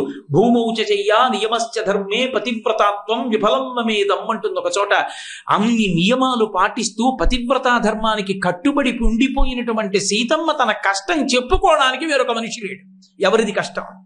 రాముడిదా సీతమ్మదా? రాముడు కష్టం చెప్పుకోవడానికి లక్ష్మణస్వామి పక్కన ఉన్నారు. రాముడు మాట్లాడితే వినడానికి సుగ్రీవుడు ఉన్నాడు. రాముడికి సహాయం చెయ్యడానికి స్వామి హనుమ ఉన్నారు. కోట్ల మంది వానరులు ఉన్నారు. నా తల్లికి ఎవరున్నారు? ఆడది బేల. ఎవ్వరు లేరు, తను నమ్ముకున్న ధర్మం తప్ప ఇంకొకటి లేదు. అంత కష్టంలో ఉండగా ఎవరో వచ్చి, అమ్మా నిన్ను తీసుకెళ్ళి మీ ఆయన దగ్గర అప్పచెప్పేస్తాను రా అన్నారు అనుకోండి, ఎగిరి గంతేసిన ఆయన ఉపకారం చేసి పెడదు అంటుంది. వచ్చినవాడు సామాన్యుడు కాడు. పిల్లంత రూపంలో వచ్చినటువంటి హనుమ సీతమ్మతో మాట్లాడారు. అది వాగ్వైభవం అంటే. నిజంగా శ్రీరామాయణం ఏమి కావ్యం అండి, అమృతంతో రచించారు వాల్మీకి. ఆయన అన్నారు, అమ్మా నిన్ను మీ ఆయన దగ్గర దిగబెడతానలేదు, ప్రాపయిష్యామి శక్రాయ హవ్యం హుతమివానలా అన్నారు. అసలు ఆ మాట ఏమి పొందిక. అందుకే హనుమని ఉపాసన చేస్తే వాగ్వైభవం వస్తుంది. అమ్మా నిన్ను రామచంద్రమూర్తి దగ్గర ఎలా చేరుస్తానో తెలుసా అమ్మా, ప్రాపయిష్యామి శక్రాయ హవ్యం హుతమివానలా. హోమం చేసేటప్పుడు ఇంద్రాయ స్వాహ అని హవిస్సేస్తారు.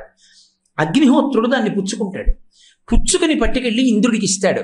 ఇప్పుడు అగ్ని పుచ్చుకున్నాడు కాబట్టి ఆ హవిస్సుకి ఏమైనా కొంత మలినం కలిగిందా, శౌచము తగ్గిందా, లేకపోతే పరమ పవిత్రమై ఇంద్రుడు తినడానికి యోగ్యమైందా అంటే పవిత్రమైంది. అగ్ని పట్టుకున్నాడు కాబట్టే దేవతలు తింటారు. అందుకే హవ్యవాహన అని పేరు. హవ్యం అగ్నిహోత్రం ద్వారా వెడితేనే దేవతలు పుచ్చుకుంటారు. అందుకే అగ్నిలో పడింది అని హవ్యానికి వచ్చినటువంటి లోటేం లేదు, మరింత పవిత్రమవుతుంది. అమ్మా నేను నిన్ను తీసుకెళ్ళి రాముడి దగ్గర అప్పచెప్పేస్తాను అన్నప్పుడు, నేను నిన్ను ముట్టుకున్నప్పుడు, నిన్ను నా భుజం మీద కూర్చోపెట్టుకున్నప్పుడు నా మనసులో మలిన భావన ఉంటుంది అనుకుంటున్నావా అమ్మా అన్నమాట కూడా నోటితో అనలేదు. అమ్మా హవ్యాన్ని అగ్నిహోత్రుడు ఇంద్రుడికి ఇచ్చినట్టు నిన్ను ఇస్తానమ్మా అన్నారు. అసలు ఏమి పవిత్రమైన వాక్కు, ఏమి అద్భుతమైన మాట అంటే ఆ తల్లి అంది, పక్కున నవ్వింది. నాయనా నువ్వు ఇంతున్నావా, నీకింత భుజమా, నువ్వు నన్ను తీసుకెడతావా, ఎలా తీసుకెడతావు, నీ వానర బుద్ధి బయట పెట్టుకున్నావంది. బ్రహ్మచారి కదూ, అందున మహాపండితుడు, విద్వాంసుడు, మహాబలవంతుడు. అమ్మ నన్నింత మాట అందని పౌరుషం వచ్చింది. మేరుమందర సంకాశౌ బభౌదిక్తానల ప్రభ అగ్రతం వ్యవతస్తేచ సీతాయా వానరోత్తమ. మేరు పర్వత శిఖరాలు ఎలా పెరిగిపోతాయో అలా ఆకాశాన్ని చుంబిస్తూ పెరిగిపోయారు. కాల్చిన పెనల్లా ఉన్నటువంటి ముఖం, పెద్ద పెద్ద దంస్ట్రలు, ఇనప పరిఘలు లాంటి బాహువులతో నిలబడి, అమ్మా చూశావా నా రూపం ఏమిటో అన్నారు. తండ్రి నాకు తెలుసురా, లేకపోతే ఇంత దూరం నువ్వు ఎలా వస్తావు, నీ పౌరుషం తెలుసు, నీ శక్తి తెలుసు, అయితే రామ్మ బయలుదేరదామన్నారు. ప్రశ్రవణ పర్వత శిఖరముల మీద కూర్చున్న రామచంద్రమూర్తి పాదార విందముల యందు నిన్ను సమర్పించి కృతకృత్యుడనవుతాను, రా తల్లి అన్నారు. ఆవిడంది, భర్తుభక్తిం పురస్కృత్య రామధన్యస్య వానర న స్పృశామి శరీరం తు పుంసో వనర పుంగవ. ఇంత కష్టంలో ఉన్నా రమ్మంటే ఆవిడ హనుమతో వెళ్ళలేదు. ఆవిడంది, భర్తుభక్తిం పురస్కృత్య రామధన్యస్య వానర. నాయనా నువ్వు నా కొడుకు లాంటి వాడివి కావచ్చు, అయినా నాకున్నటువంటి ఆ భర్త యందున్న భక్తి అటువంటిది. రాముణ్ణి తప్ప పరపురుషుణ్ణి నేను స్పృహలో ఉండగా ముట్టుకోను. మరి అమ్మ రావణుడు తెచ్చాడుగా అంటావేమో, నేను స్పృహలో లేనప్పుడు హారామ హాలక్ష్మణ అని మూర్చిల్లి ఆక్రందిస్తుండగా శక్తిహీనురాలైన నన్ను రావణుడు తెచ్చాడు. ఇప్పుడు నేను శక్తివంతురాలనై ఉండగా నా అంత నేను స్పృశించి నీతో రాను. అది కూడా కాదు, నాకు ప్రధానమేదో తెలుసా, నా భర్త కీర్తి. నా భర్త లేనప్పుడు రావణుడు ఎత్తుకొచ్చాడు, రావణుడు లేనప్పుడు నువ్వు ఎత్తుకెళ్ళి రాముడికి ఇస్తావు. ఇక నా భర్త సాధించింది ఏముంది? కాదు, నా భర్త రావాలి, బాణములను ప్రయోగించాలి, రావణ సంహారం చెయ్యాలి, నన్ను తీసుకెళ్ళాలి. ఆనాడు నా భర్త కీర్తి నిలబడుతుంది. నా భర్త కీర్తి నాకు ప్రధానం, నా శరీరం ప్రధానం కాదు. అందుకని రాముడు వచ్చే వరకు ఎదురు చూస్తానంది. మహాత్మా గాంధీ గారు సాబర్మతి ఆశ్రమంలో ఈ శ్లోకానికి వ్యాఖ్యానం చేసి, సీతమ్మ ఈ మాట రామాయణంలో అనకుండా హనుమతో కలిసి కష్టంలో ఉన్నానని వెళ్ళిపోతే ఈ యుగంలో రామచంద్రమూర్తికి దేవాలయం కట్టి పూజ జరిగి ఉండేదా అని అడిగారు. నిజం కదా, నా తల్లి అన్ని నెలలు రావణ కొలువుకూటంలో ఉన్నా రాముడు లేడు, అరణ్యంలో ఎప్పుడో క్రూర జంతువులు తినేసి ఉంటాయి, ఇంకెక్కడొస్తాడు రాముడు, 100 యోజనముల సముద్రాన్ని దాటలేడు, ఈ రాక్షస బలాన్ని అధిగమించలేడని చెప్తుంటే వస్తాడని నమ్మింది తప్ప మనసులో కూడా ఏనాడు ఒకవేళ రాముడు లేకపోతే పోనీ నేను అని నా నోటితో ఉచ్చరించడానికి కూడా ఇష్టపడినా అని రెండవ కోణంలో అసలు సీతమ్మ తల్లి ఆలోచనే చేయలేదు. అంతటి మహాపతివ్రత. అందుకే విష్ణువుకి ఎన్ని అవతారాలు ఉండనివ్వండి, విష్ణువాలయం. రామచంద్రమూర్తి సీతమ్మ ఉంటే సీతారామాలయం అంటే అది రామాలయం అని పిలుస్తాం, విష్ణువాలయం అనం. రాముడితో మన జీవనానికి అంత దగ్గర సంబంధం. శ్రీరామాయణంలో వాక్కుని అగ్నిహోత్రంగా ప్రయోగించారు. హనుమ తోకకి నిప్పు పెట్టారు. నిప్పు పెడితే ఆ రాక్షస స్త్రీలందరూ వచ్చి సీతమ్మ తల్లితో చెప్పారు, నీతో కిచకిచలాడింది ఎవరా కోతి అంటే, యూయమేనా విజానాతి యోయం యద్వా కరిష్యతి హైరేవ హ్యేహే పాదాన్ విజానాతి న సంశయ అని చెప్పావు కదా. పావు కాళ్ళు పావుకి తెలుస్తాయి, ఇక్కడికి వచ్చి కిచకిచలాడిన వాడెవరో మీకు తెలుస్తుంది, నాకేం తెలుసు అని చెప్పావుగా. ఆ కిచకిచలాడిన వాడి తోకకి బట్టలు చుట్టి నెయ్యి పోసి అగ్నిహోత్రం పెట్టి రథంలో కట్టి చారీకుడు అని చీపుళ్లతో కొడుతూ లంకాపట్టణం అంతా ఊరిరిగింపు చేస్తున్నారన్న. అంటే వెంటనే తల్లింది, యజ్జస్తి పరిశుశ్రూషాం యజ్జస్తి చరితం తపః యది చాస్త్యేకపత్నీత్వం సీతోభవ హనుమతః యది మాం వృత్త సంపన్నాం తత్సమాగమలాలసాం యది జానాతి ధర్మాత్మా సీతోభవ హనుమతః. నేను నిజంగా రామచంద్రమూర్తి యందు అంత సేవ చేసిన దాననైతే, త్రికరణ శుద్ధిగా భర్తకి సేవించిన దాననైతే, నాకు భాగ్యశేషము మిగిలి ఉంటే హనుమ యొక్క తోకకు పెట్టిన అగ్నిహోత్రము చల్లబడుగాక అంది. పంచభూతములలో ఒక భూతము తన ధర్మానికి వ్యతిరేకమైంది. అగ్ని అంటే కాల్చాలి, తోక చల్లబడింది. చల్లబడితే ఆశ్చర్యపోయారు. అదే అంటారు చిట్ట చివర సుందరకాండలో స్వామి హనుమ ఒక మాట అంటారు, అధవా చారు సర్వాంగీ రక్షిత శానిలేన చ ననశిష్యతి కళ్యాణి అగ్నిరగ్నౌ ప్రవర్తతే అంటారు. అగ్ని యందు సీతమ్మ కాలిపోయిందేమో అని బెంగపెట్టుకున్నారు లంకాదహనం చేసి. అసలు ఏ తల్లి ప్రార్థన చేస్తే నా తోక కంటించిన అగ్నిహోత్రము కూడా వేడిగా ఉండకుండా నవనీతం పెట్టినంత చల్లగా ఉందో అటువంటి తల్లిని అగ్నిహోత్రము చెనకుతుందా? అగ్ని కాలుస్తుందా? ఎక్కడైనా అగ్నులకు అగ్ని మా తల్లి సీతమ్మ అంతటి మహాపతివ్రత అన్నారు. వాక్కు చేత పంచభూతములలో ఒక భూతము యొక్క ధర్మము తిరగబడేటట్టుగా చేసింది సీతమ్మ. శ్రీరామాయణము వాగ్వైభవము, వాక్కుని మించిన అస్త్రం లేదు. అదే వాక్కుని ఉపయోగించుకోవలసిన రీతిలో ఉపయోగించుకోకుండా వ్యతిరేక కోణంలో వాడుకుని పాడైపోయి నశించిపోయినటువంటి వాడు రావణాసురుడు. రావణాసురుడు తన మృత్యువుని తాను వండుకున్నాడు. ఆయనని నిజానికి ఒక చోట స్వామి హనుమ సుందరకాండ చిట్ట చివరిలో చెప్తారు, అసలు రావణాసురుణ్ణి నిమిత్తంగా రాముడు చంపుతాడు. రావణుడు ఏనాడో సీతమ్మ పాతివ్రత్యమునకు నిహతుడైపోయాడు అన్నాడు. ఎందుచేత అంటే వెళ్ళి ఏ మాటలు ఒక మహాపతివ్రత దగ్గర మాట్లాడకూడదో అటువంటి మహాపతివ్రత దగ్గర మాట్లాడకూడని మాటలన్నీ మాట్లాడాడు. అలా అటువంటి మాట మాట్లాడినందుకు వచ్చినటువంటి పాపము చేత నశించిపోయాడు. కొత్తగా రాముడు చంపవలసిన అవసరం లేదు, తనని తాను చంపేసుకున్నాడు.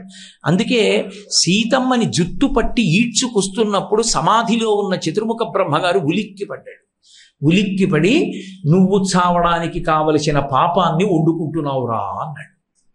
అందుకెళ్ళింది తల్లి సీతమ్మ. ఇప్పుడు తీసుకెళ్ళి అనకూడని మాటలన్నీ అన్నాడు. అన్ని అబద్ధాలే, అన్ని భూకరింపులే.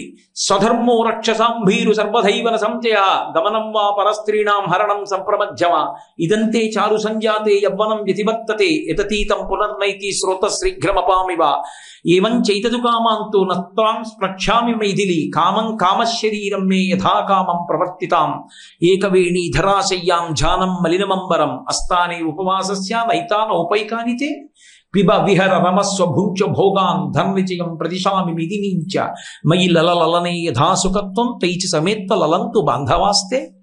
ఇన్ని చెడ్డ మాటలు మాట్లాడాడు. తల్లి దగ్గరికి వెళ్ళి అనకూడనంత భయంకరమైన మాట ఒకటి అన్నాడు. అమ్మా అమ్మా నేనంటాను, వాడు అంటాడా? సీత అంటాడు వాడు.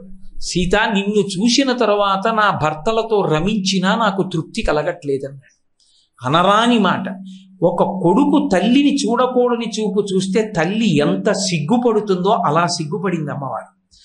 సిగ్గుపడి తృణమంతరత కృత్వా ప్రత్యువాచ సుస్మిత నివర్తయ మనోమత్త స్వజనే క్రియతాం మనః. గడ్డిపరక మధ్యలో పెట్టి అధర్మాత్ముడని మాట్లాడవలసి వచ్చింది. ప్రారంభం చేస్తూనే భీరు అంటాడు, పిరికిదానా అని పిలిచాడు. ఆవిడ పిరికితనం గౌరవనీయమైన పిరికితనం. ఆవిడ నిజంగా భయవిహ్వల కాదు, కానీ భర్త పక్కన లేనప్పుడు కాముకుడైన పరపురుషుడితో మాట్లాడేటప్పుడు ఎంత జాగ్రత్తగా మాట్లాడాలో దానికి తగిన జాగ్రత్త తీసుకుంది తప్ప ఆమె భీరువై మాట్లాడినది కాదు. ఆవిడ్ని పట్టుకుని స్వధర్మో రక్షసాం భీరు సర్వధైవన సంశయ గమనం వా పరస్త్రీణాం హరణం సంప్రమధ్యవా అంటాడు. నేను నా స్వధర్మాన్ని పాటించాను, ఎంత ధర్మాత్ముణ్ణి. నా వంటి ధర్మాత్ముణ్ణి చూసి భయపడతానే? నేను రాక్షసుణ్ణి. నా ధర్మం నాకు కావలసింది ఎవరి దగ్గరున్నా ఎత్తుకొస్తాను. నేను ఎంత గొప్ప ధర్మాత్ముడినో చూడు, నువ్వు నాకు కావాలి ఎత్తుకొచ్చాను. ఇంతటి ధర్మాత్ముడు అనకుండా భయపడతావు ఎందుకంటాడు. నిజానికి ఆయన రాక్షస ధర్మాన్ని అనుష్ఠించాడు తప్ప పులశ్చ బ్రహ్మ యొక్క మనవడు, విశ్రవసో బ్రహ్మ యొక్క కుమారుడు, రావణ బ్రహ్మ బ్రాహ్మణ వంశమునందు పుట్టినవాడు, యజ్ఞోపవీతం వేసుకున్నాడు, శివార్చన చేస్తాడు, వేదాంగములు చదువుకున్నవాడు. అటువంటి వాడు రాక్షస ధర్మానికి అలవాటు పడి ఇది నా ధర్మమని బుకాయిస్తాడు సీతమ్మతో. నేను ధర్మాత్ముడనంటాడు. స్వధర్మో రక్షసాం భీరు సర్వధైవన సంశయ గమనం వా పరస్త్రీణాం హరణం సంప్రమధ్యమ ఇదంతే చారు సంజాతే యవ్వనం వ్యతివర్తతే యదతీతం పునర్నైతి శ్రోత శీఘ్రమపామివా. అవతల వాళ్ళని భయపెట్టి వంచన చేసి లొంగ తీసుకోవడానికి విశ్వవిద్యాలయం ఏదైనా పెడితే దానికి ఉపకులపతిగా వేయడానికి తగిన అర్హతలున్నవాడు రావణాసురుడు. ఎవరి దగ్గర ఏ బలహీనత ఉంటుందో దాన్ని అడ్డు పెట్టి మాట్లాడతాడు. ఒక్కొక్కరికి అదే జీవితంలో ప్రయోజనంగా ఉంటుంది. ఎప్పుడూ ఎదుటి వాళ్ళని వంచడమే ప్రయోజనంగా పెట్టుకుంటారు. అటువంటి స్థితి ఉన్నవాడు. అందుకే ఆమెతో అన్నాడు, నీవు నా దగ్గర బంధీకృతవు, రాముడు వస్తాడని చూస్తున్నావు. నా పొందు అంగీకరించావా పాన్పు చేరుతావు, అంగీకరించకపోయావా యవ్వనం ఇలా ఉంటుంది అనుకుంటున్నావా, ముందుకెళ్ళిన నది వెనక్కి రానట్టే నీ యవ్వనం కాలంలో నశించిపోతుంది. అప్పుడు రాముడు కన్నెత్తి చూడడు, నేను కన్నెత్తి చూడడు, నీ జన్మ వృధా అవుతుంది అన్నాడు. ఎంత ప్రలోభ పెట్టచ్చో అంత ప్రలోభ పెట్టి మాట్లాడతాడు. ఏకవేణి ధరాశయ్యాం ధ్యానం మలినమంబరం మస్థానే ఉపవాసస్య నైతానౌపైకానితే. ఎందుకు ఒంటి జడ వేసుకుంటావు, ఎందుకు ఒక్క బట్ట కట్టుకుంటావు, ఎందుకు భూమి మీద పడుకుంటావు. పిబ విహర రమస్వ భుంచ భోగాన్ ధన నిచయం ప్రదిశామి మిదినీంచ. హాయిగా అంతఃపురంలో అన్ని మాంసాహారాలు ఉన్నాయి, కావలసిన ఆహారం తిని శుభ్రంగా మద్యం సేవించి కావలసిన విధంగా ఇక్కడెవ్వరూ లేరులే, నీకు కావలసినట్టు హాయిగా భోగం అనుభవించంటాడు. ఇక్కడెవ్వరూ లేరులే అన్న మాట అత్యంత ప్రమాదకరం. ఒక పాపం చేసేటప్పుడు అంతఃకరణం ఉన్నది, పరమేశ్వరుడు అంతటా ఉన్నాడు. ఆయనకి తెలియదు పాపం చేస్తున్నాను అనుకోవడం కన్నా పెద్ద పాపం ఇంకోట్లేదు. ఎవ్వరూ లేరు తప్పు చేయమంటాడు. నా భర్త నాకు సాక్షి, నేను మహాపతివ్రతని, నా కాలి వేలితో కూడా నిన్ను స్పృశించనంటుంది సీతమ్మ. చిట్ట చివరికి ఆ తల్లి ఒక మాట చెప్పేసింది, రాక్షసాధమా రామస్య భార్య అమిత తేజస ఉక్తవానసి యత్పాపం పగతస్తస్య మోక్షసే అని అడిగింది. ఓరి పిచ్చివాడా, నీకు తెలియట్లేదు, అసలు నువ్వు నన్ను తేవడం ఏమిట్రా, నీకు సాధ్యమా, నువ్వు నన్ను ఎత్తుకురాలేవు, నేను వచ్చాను. ఎందుకు వచ్చానో తెలుసా, నీ చేత ఎత్తుకుపోబడిందన్న నాటకాన్ని సృజించాను. నేను మహాపతివ్రతను, నిన్ను భస్మం చేయగలను.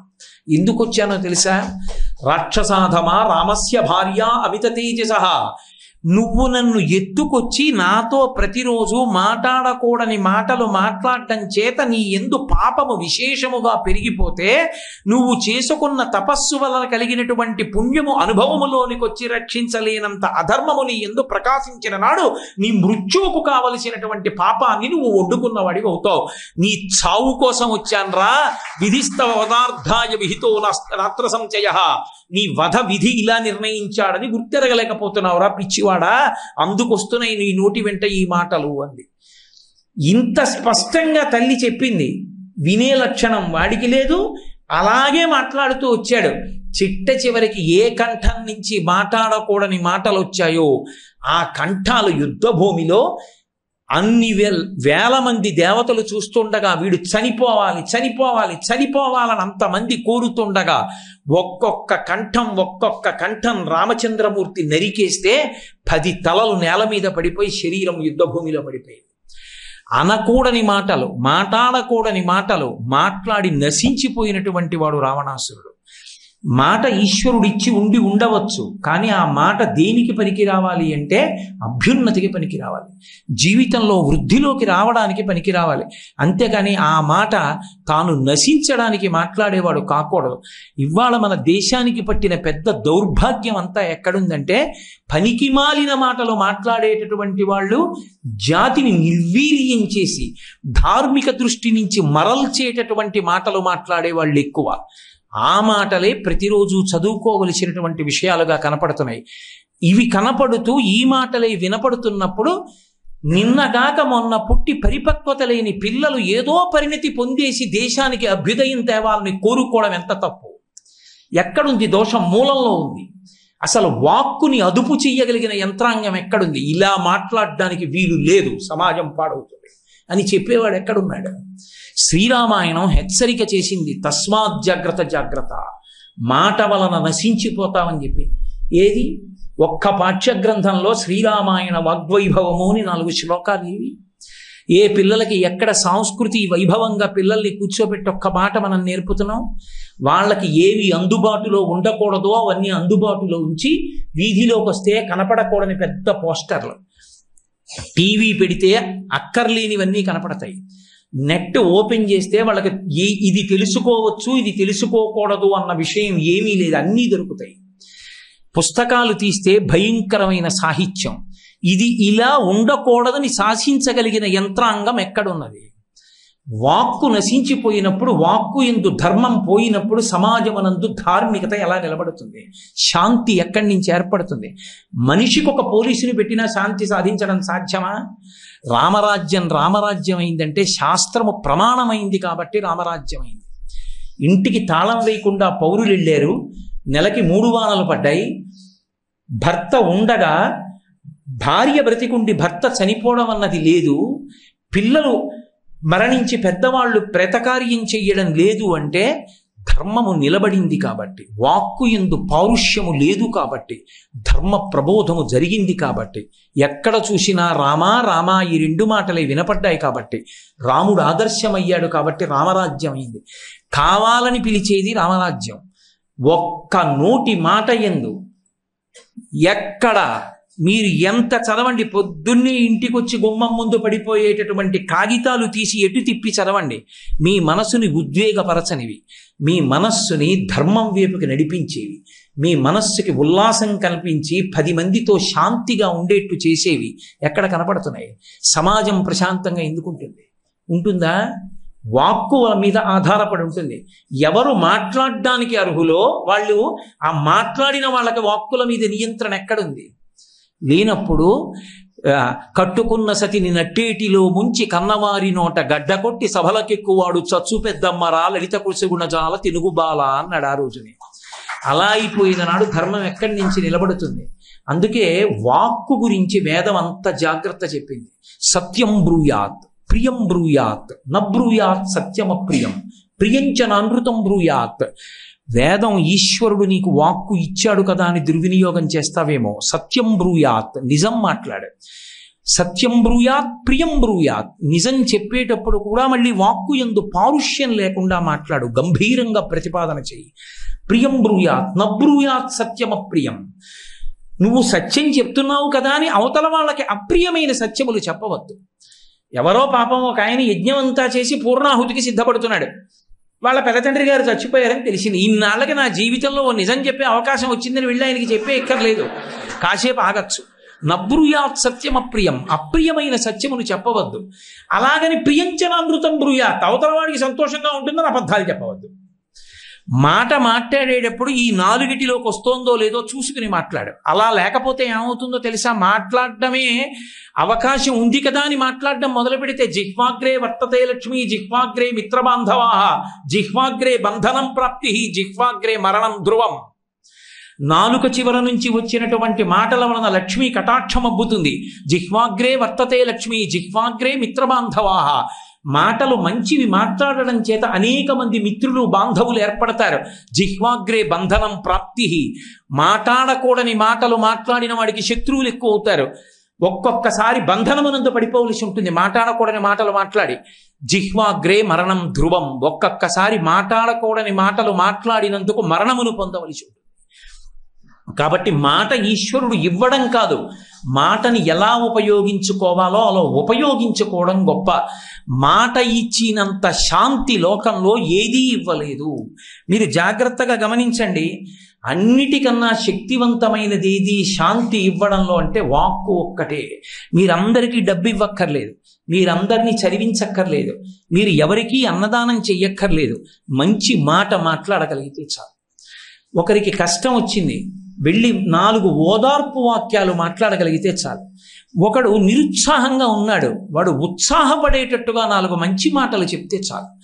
సమాజానికి పనికొచ్చే మాటలు, సమాజం గుర్తుపెట్టుకుని ఉత్సాహం పొందే మాటలు, వాళ్ళ జీవితాలు మంచి పదంలోకి వెళ్ళే మాటలు మనం కొత్తగా చెప్పక్కర్లేదు, రామాయణాదులలోంచి మాట్లాడితే చాలు. మంచి మాట శాంతినిస్తుంది. అదే మాట ఎంత ప్రమాదాన్ని, ఎంత కష్టాన్ని తెస్తుందంటే బల్జేపల్లి వారు సచహరిశ్చంద్రియం చేస్తూ అంటారు, కడుపున్ రంపపు కోత కోయునదియే గాయాలు కాకుండినన్ అంటాడు. ఒక వ్యక్తిని తీసుకొచ్చి బల్ల మీద పడుకోబెట్టి రంపం తీసుకొచ్చి మత్తుమందు ఇవ్వకుండా కడుపు మీద రంపాన్ని పెట్టి అటు ఇటు నిలబడి కోసేస్తే దాని వలన కలిగేటటువంటి బాధ కన్నా అనరాని మాట ఒక్కటి ఒక వ్యక్తిని అంటే పొడుచుకుని చచ్చిపోతాడు, జీవితాంతం బాధపడతాడు. ఎంత మాట అన్నాడో తెలుసా అండి ఒకనాడు అని అంత బాధపడతాడు. ఒక మాట చేత బంతిని మృత్పిండం చెయ్యొచ్చు, పైకి ఎగురుతున్న వ్యక్తి మట్టి ముద్దల నేల మీద పడిపోతాడు. ఒక్క మాట మృత్పిండాన్ని బంతిని చెయ్యవచ్చు. ప్రశాంతమైన వాతావరణాన్ని అగ్నిగుండం చెయ్యొచ్చు, అగ్నిగుండాన్ని అమృత భాండం చెయ్యొచ్చు. మాటకి ఎంతైనా శక్తి ఉంటుంది. అందుకే మాటని నియంత్రించుకోండి, మాటని అదుపులో ఉంచుకోండి. వేదం అన్ని నియమాలు చెప్పింది. మాట ఉందని మాట్లాడతారేమో, జాగ్రత్త సుమా. మాట మాట్లాడడంలో తస్మాత్ జాగ్రత్త జాగ్రత్త. ఆ వాక్కు ఎంత శాంతినిస్తుందంటే చచ్చిపోయేటట్టుగా చేస్తుంది, బతికున్న వాళ్ళు చచ్చిపోయేట్టు చేస్తుంది, చచ్చిపోయే వాళ్ళని బతికేట్టు చేస్తుంది. ఏకకాలమనందు నిరూపించారు మహర్షి సుందరకాండలో. సీతమ్మ తల్లి చచ్చిపోవలసినంత అవసరం ఎందుకు వచ్చింది? రావణుడు వచ్చి అనకూడని మాటలన్నీ అంటున్నాడు ప్రతిరోజు. ఇక 2 నెలలే గడువు అంటున్నాడు. ఆమె తట్టుకోలేక రాక్షసత్వం అన్న మాటకు అర్థం ఏమిటంటే తాను చచ్చిపోదామంటే చావనివ్వడు, తాను ఎలా బ్రతుకుదాం అనుకుంటున్నాడో అలా బ్రతకనివ్వడు. దానికి రాక్షసత్వం అని పేరు. రాముడితో కలిసి జీవించడం ఆవిడికి ఇష్టం. అది అరణ్యమా ఇంకొకట అనవసరం. రాముడితో కలిసి ఉన్నది ఆమెకు అయోధ్య. రాముడితో కలిసి ఉండనివ్వడు. పోని రాముడితో కలిసి ఉండని బ్రతుకు కాదు, దోషమే శరీరం విడిచిపెట్టకూడదు. పోని చావనిస్తాడా? ఇక్కడ కత్తి లేదు, విషం లేదు, అగ్ని లేదు, ఏదీ నాకు అందుబాటులో లేదు, ఏది ఉండనివ్వడు, నన్ను చావనివ్వడని ఏడిచింది ఆవిడ. అది రాక్షసత్వం అంటే. ఎంత బాధపడిందో నా తల్లి. యశోకవన్నిం జనకత్మజాయాం ఆదాయతే నైవ దదాహలంకాం నమామితం ప్రాంజలి రంజనీయం అని ఆ శోకాన్ని పట్టుకెళ్ళి అగ్నిహోత్రంగా లంకాదహనం చేశారు స్వామి హనుమ. అంత బాధపడిపోయే ఆఖరికి ఆవిడ నీ చచ్చిపోతాను. ఆవిడే సామాన్య స్త్రీ కాదు, అంత శాస్త్రం చదువుకున్న తల్లి, రామచంద్రమూర్తి ఇల్లాలు, అంతటి ధర్మపత్ని, అంతటి మహాపతివ్రత. చచ్చిపోతాననే స్థితికి వాడు మాటలతో తీసుకొచ్చాడు. సీతాధవేణ్యుద్గ్రధనం గృహీత ఉద్బధ్యవేణ్యుద్గ్రధనేన శీఘ్ర అహంగమిష్యామి యమస్య మూలం ఉపస్థితాసా మృదు సర్వగాత్రి శాఖా గృహీత్వాధ నగస్య తస్యా అన్నారు మహర్షి. చచ్చిపోవడానికి మార్గం లేక ఆమె దీర్ఘమైనటువంటి జటని తీసి కంఠానికి చుట్టేసుకుని పూచినటువంటి శిశుపావృక్షపు కొమ్మనొక దాన్ని కిందకి వంచి దానికి చుట్టేసింది. ఇక ఆమె కొమ్మ వదిలేస్తే చచ్చిపోతుంది, పైకి తేలిపోతే ప్రాణం పోతుంది. అంటే బ్రతికున్నటువంటి తల్లిని, సంతోషంగా ఉన్న తల్లిని, ఆమెకు ఐశ్వర్యం పోయిందని ఆవిడ ఏడవలేదు. నేను మీకు చూపించే సుమంత్రుడు చెప్పాడు, బాలేన రమతే సీత బాలచంద్ర నిభానన రామ రామే హదీనాత్మ విజనేపి వనీసతి అన్నాడు. ఒక పిల్ల ఎలా ఆడుకుంటుందో రాముడు ఉన్నాడని అరణ్యంలో అలా ఆడుకుంటోంది సీతమ్మ, అంత సంతోషంగా ఉందన్నాడు. అంత సంతోషంగా ఉన్న తల్లి చచ్చిపోయేదాకా తీసుకొచ్చేశాడు. దేంతో? కేవలం తన మాటలతో. ఇప్పుడు ఆవిడ చచ్చిపోవడానికి సిద్ధపడిపోయింది. వాక్యజ్ఞుడు, వాక్య కుశలుడు, వాక్యము మాట్లాడడంలో అద్భుతమైనటువంటి ప్రావీణ్యం ఉన్నవాడు రామచంద్రమూర్తి అంతటి వారు కితాబ్ ఇచ్చారు హనుమకి. నా ఋగ్వేద వినీతశ్చ నా యజుర్వేదధారిణ నా సామవేద విదుష శక్యమేవ ప్రభాషితం అన్నారు. విభాషితం. వేదములు చదువుకోని వాడు ఇలా మాట్లాడరా లక్ష్మణ, ఏమి వాగ్వైభవం రా. ఇటువంటి వాడు మాట్లాడితే కత్తి ఎత్తిన శత్రువు కూడా కత్తి దింపేస్తాడు, అంత గొప్పగా మాట్లాడగలడు ఈయన అన్నాడు.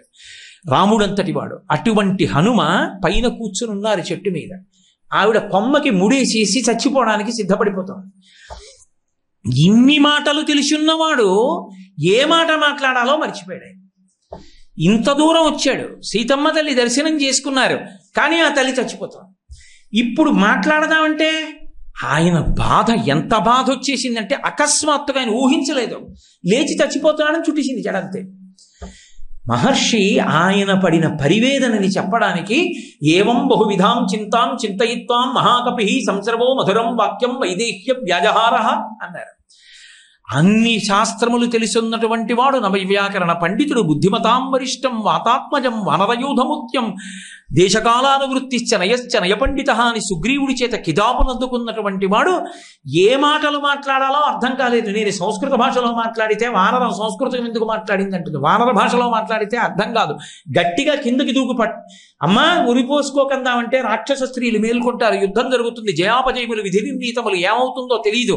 ఇప్పుడు నేను ఇలా చూస్తూ ఊరుకుంటే ఆవిడ ఉరిపోసుకుంటే ప్రాణం పోతే, నేను చూశాను సీతమ్మ చచ్చిపోయిందని వెనక్కి వెళ్ళి చెప్తే రామచంద్రమూర్తికి ఆగ్రహం వస్తే లోకములు నిలబడవు. ఇప్పుడు నేను ఏం చెయ్యాలి, ఏం మాట్లాడాలి, ఎలా మాట్లాడాలి, ఏం చెప్పను? ఏవం బహువిధాం చింతాం చింతయిత్వాం మహాకపి గందరగోళం అయిపోయి ఆ ఆకుల మధ్యలో గిర్ర గిర్ర గిర్ర గిర్ర గిర్ర గిర్ర తిరిగిశారు. రామకథ మృత సంజీవని. చచ్చిపోయేట్టు చేసినవాడు రావణాసురుడు, చచ్చిపోతున్న దాన్ని బతికించినవాడు హనుమ. మహానుభావుడు బ్రతికించడానికి ఆయన ఏం చేయలేదు, కనీసం ఆవిడ్ని ఇలా ముట్టుకోలేదు, ఆ పైన కూర్చుని మొదలు పెట్టేశారంతే. ఏ కష్టం వచ్చినా ఆయనకి రామకథ జ్ఞాపకానికి వచ్చేస్తుంది. రాజాదశరథో నామ రథకుంజరమాజిమాన్ పుణ్యశీలో మహాకీర్తి రుదుర్రాసి మహాయశ రక్షిత జీవలోకస్య ధర్మస్య పరిరక్షిత రక్షిత స్వస్య ధర్మస్య స్వజనస్య రక్షిత అని మొదలుపెట్టారు. అది కూడా తల్లి ఉరిపోసుకునే లోపల సావధానంగా కథ చెప్పడం కుదరదు, గబగబ గబగబ రామకథ వినపడాలి ఆవిడికి. పూర్వకాలంలో కోసల దేశాన్ని, అయోధ్య నగరాన్ని రాజధానిగా పరిపాలించినటువంటి దశరథ మహారాజు గారు తన భార్యలైనటువంటి కౌసల్య, సుమిత్ర, కైకేయి యందు సంతానము లభించలేదని అహింసాతత్పరుడు, సమస్త సుగుణములు కలిగినటువంటి వాడైనటువంటి దశరథ మహారాజు గారు సంతానాన్ని పొందడానికి ప్రతిబంధకంగా ఉన్న పాపాన్ని తొలగించుకోవడానికి అశ్వమేధయాగం చేసి పుత్రుల్ని పొందడానికి దేవతల ప్రీతి కొరకు పుత్రకామేష్టి చేస్తే, ఆ యాగంలో వచ్చినటువంటి యజ్ఞపురుషుడు ఇచ్చినటువంటి పాయసము యొక్క అనుగ్రహము చేత కౌసల్య, సుమిత్ర, కైకేయి యందు రామలక్ష్మణ భరత శత్రుఘ్నులన్న నలుగురు కుమారుల్ని కని పెద్దవాడైన సుగుణాభిరాముడైన రామచంద్రమూర్తికి పట్టాభిషేకం చేయడానికి ముహూర్తం నిర్ణయించి, రేపే పట్టాభిషేకం అంటే ముందు రోజు రాత్రి ముద్దుల భార్య అయిన కైకమ్మ నిగ్రహిస్తే 2 వరములనిచ్చి ఆ కారణం చేత తండ్రిని సత్యమునందు నిలబెట్టడానికి పెద్దవాడైన ధర్మాత్ముడు రామచంద్రమూర్తి భార్య సీతమ్మతో తమ్ముడు లక్ష్మణుడితో 14 సంవత్సరముల అరణ్యవాసం చేయడానికి దండకారణ్యానికి వచ్చి జనాస్థానంలో ఉండగా, రావణాసురుడు అనేటటువంటి 10 తలల రాక్షసుడు సీతమ్మని అపహరించి లంకాపట్టణానికి తీసుకెళ్లిపోయాడని తెలుసుకున్న రామచంద్రమూర్తి కిష్కింధలో సుగ్రీవుడితో స్నేహం చేసి వారిని ఒక్క బాణంతో సంహరిస్తే, ప్రత్యుపకారంగా సుగ్రీవుడు అన్ని దిక్కులకు సీతమ్మ జాడ కనిపెట్టడానికి వానరములను పంపితే, దక్షిణ దిక్కుకు యువరాజైనటువంటి అంగదుడి నాయకత్వంలో వచ్చినటువంటి కేసరి యొక్క సుతుడనైనటువంటి నేను, వాయువు యొక్క ఔరసపుత్రుడైనటువంటి వాడిని, అంజనా నందనుడైనటువంటి వాడిని, హనుమ అని పేరు కలిగినటువంటి నేను రాత్రి నుంచి లంకాపట్టణాన్నంతటినీ అన్వేషించి ఈ శింశుపా వృక్షం మీద కూర్చుని సీతమ్మ తల్లి ఇలా ఉంటుందని రామచంద్రమూర్తి నాకు ఏ గుర్తులు చెప్పారో, యథారూపాం యథావర్ణాం యథా లక్ష్మీంచ నిశ్చితాం అస్రౌషం రాఘవశ్చాహం సేయమాసాదితామయ, అటువంటి ఆభరణములు, అటువంటి గుర్తులు, అటువంటి సాముద్రికమున్న సీతమ్మ తల్లిని దర్శనము చేసి ధన్యుడనైనాను. ఆ మాట వినబడిందంటే తల్లికి ఒక్కసారి కంఠానికి కట్టుకున్నటువంటి ఆ జడ వదిలైపోయింది. తీసేసి ఒక్కసారి పైకి చూసింది. చూసేటప్పటికి మహానుభావుడు పైన కూర్చుని కనబడ్డాడు. తత శాఖాంతరే లీనం దృష్ట్వా చలిత మానస వేష్టితార్జున వస్త్రంతం విద్యుత్ సంఘాత పింగళం. సుందరకాండలో 2 సిద్ధి సర్గాలు. ఒకటి సీతమ్మ తల్లిని హనుమ దర్శనం చేసింది సిద్ధి సర్గ, హనుమని సీతమ్మ తల్లి చూసింది కూడా సిద్ధి సర్గ. అందులో ఇది విన్నా, ఈ శ్లోకం విన్నా స్వామి హనుమ రామచంద్ర ప్రభువు పరమ సంతోషాన్ని పొందుతారు. అందుకే ఇవాళ ఉపన్యాస పరిపూర్తి సందర్భంగా వాగ్వైభవంగా ఈ శ్లోకాన్ని రామాయణంలోంచి తీసుకొచ్చి ఒక్కసారి విజ్ఞాపన చేశాను అని చెప్పి మహానుభావుడు ముందు వాక్కుల చేత ఊరడించారు.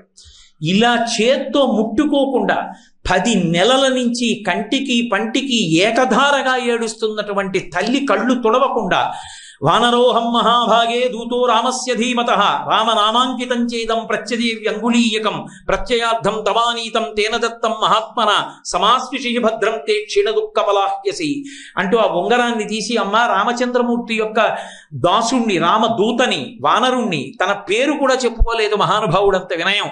అమ్మా నేను ఉంగరాన్ని తీసుకొచ్చానమ్మా సమాశ్వాసించడానికి ఊరడిల్లు అని చేతిలో పెట్టారు. 10 నెలల నుంచి ఏడిచినటువంటి సీతమ్మ తల్లి ఎంత సంతోషాన్ని పొందిందన్నారంటే మహర్షి గృహీత్వా ప్రేక్షమాణాసా భర్త కరువిభూషణం భర్తాల వివసంప్రాప్త జానకీ ముదితాభవత్ అన్నారు.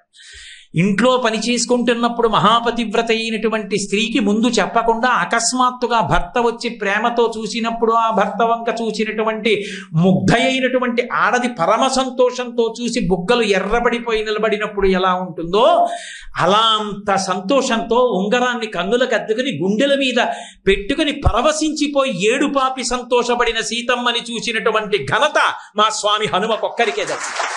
అది వాగ్వైభవము చేత మాటల చేత సాధించారు. అందుకే సుందరకాండ చిట్ట చివర్లో మాట అంటారు, ఆ తల్లికి నేను మాటల చేత ఊరడిల్ల చేశాను. తతో మయా వగ్విదధీన భాషిత శివాభిరిష్టాభిరభిప్రసాదిత జగామ శాంతిం మమ మైథిలాత్మజ తవాపి శోకేన తదాభిపీడిత అంటారు. ఆ శ్లోకంతో సుందరకాండ పూర్తయిపోయింది. శాంతిని ప్రతిపాదిస్తూ పూర్తయింది. వాక్కు శాంతికి ఎలా కారకం కావాలో చెప్పి సుందరకాండ మహర్షి పూర్తి చేశారు. అంటే మనుష్యులు వాక్కుని ఎంత శాంతి కోసం వాడాలో శ్రీరామాయణం సందేశం. తతోమయా వగ్విదధీన భాషిత శివాభిరిష్టాభిరభిప్రసాదిత జగామ శాంతిం మమ మైథిలాత్మజ. రామ నేను సీతమ్మతో మాట్లాడాను. సీతమ్మతో నేను మాట్లాడినటువంటి మాటల చేత శోకము నుండి సీతమ్మ ఊరడిల్లింది. ఇప్పుడు సీతమ్మ శోకించట్లేదు.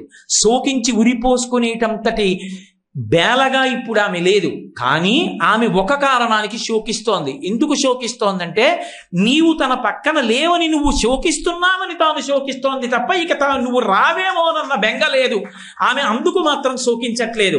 ఆమె సంతోషంగా ఉంది. నేను ఆమెకు శాంతినిచ్చాను. జగామ శాంతిం మమ మైథిలాత్మజ. మైథిలాత్మజ అయినటువంటి సీతమ్మ తల్లికి నా వాక్కుల చేత శాంతిని కల్పించానన్నారు. సుందరకాండంతా వాగ్వైభవమే. ఒక మాట మాట్లాడితే ఎంత గొప్పగా కథలు తిరిగిపోతాయో రామాయణం చెప్తుంది. రామాయణానికి అదొక వైచిత్రి. రామాయణం ఎప్పుడు పూర్తయిపోతే అప్పుడు ఒక ఆడది లేచి మాట్లాడుతుంది. అంతే, రామాయణం మళ్ళీ ముందుకెళ్ళిపోతుంది.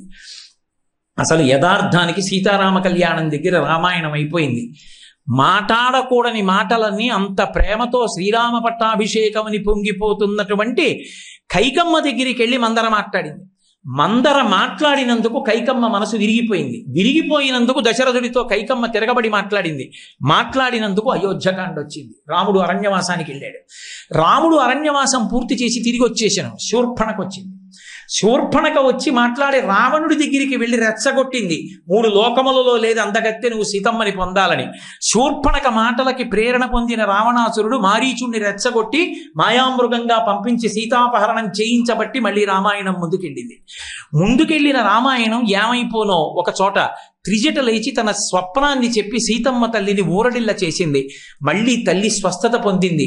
ఒకానొక చోట రాముడు మరణించాడని చెప్పి స్పృహ తప్పి పడిపోయి ఉన్న రామచంద్రమూర్తిని చూపించడానికి చనిపోయాడని అబద్ధం చెప్పి పుష్పక విమానంలో పంపించాడు.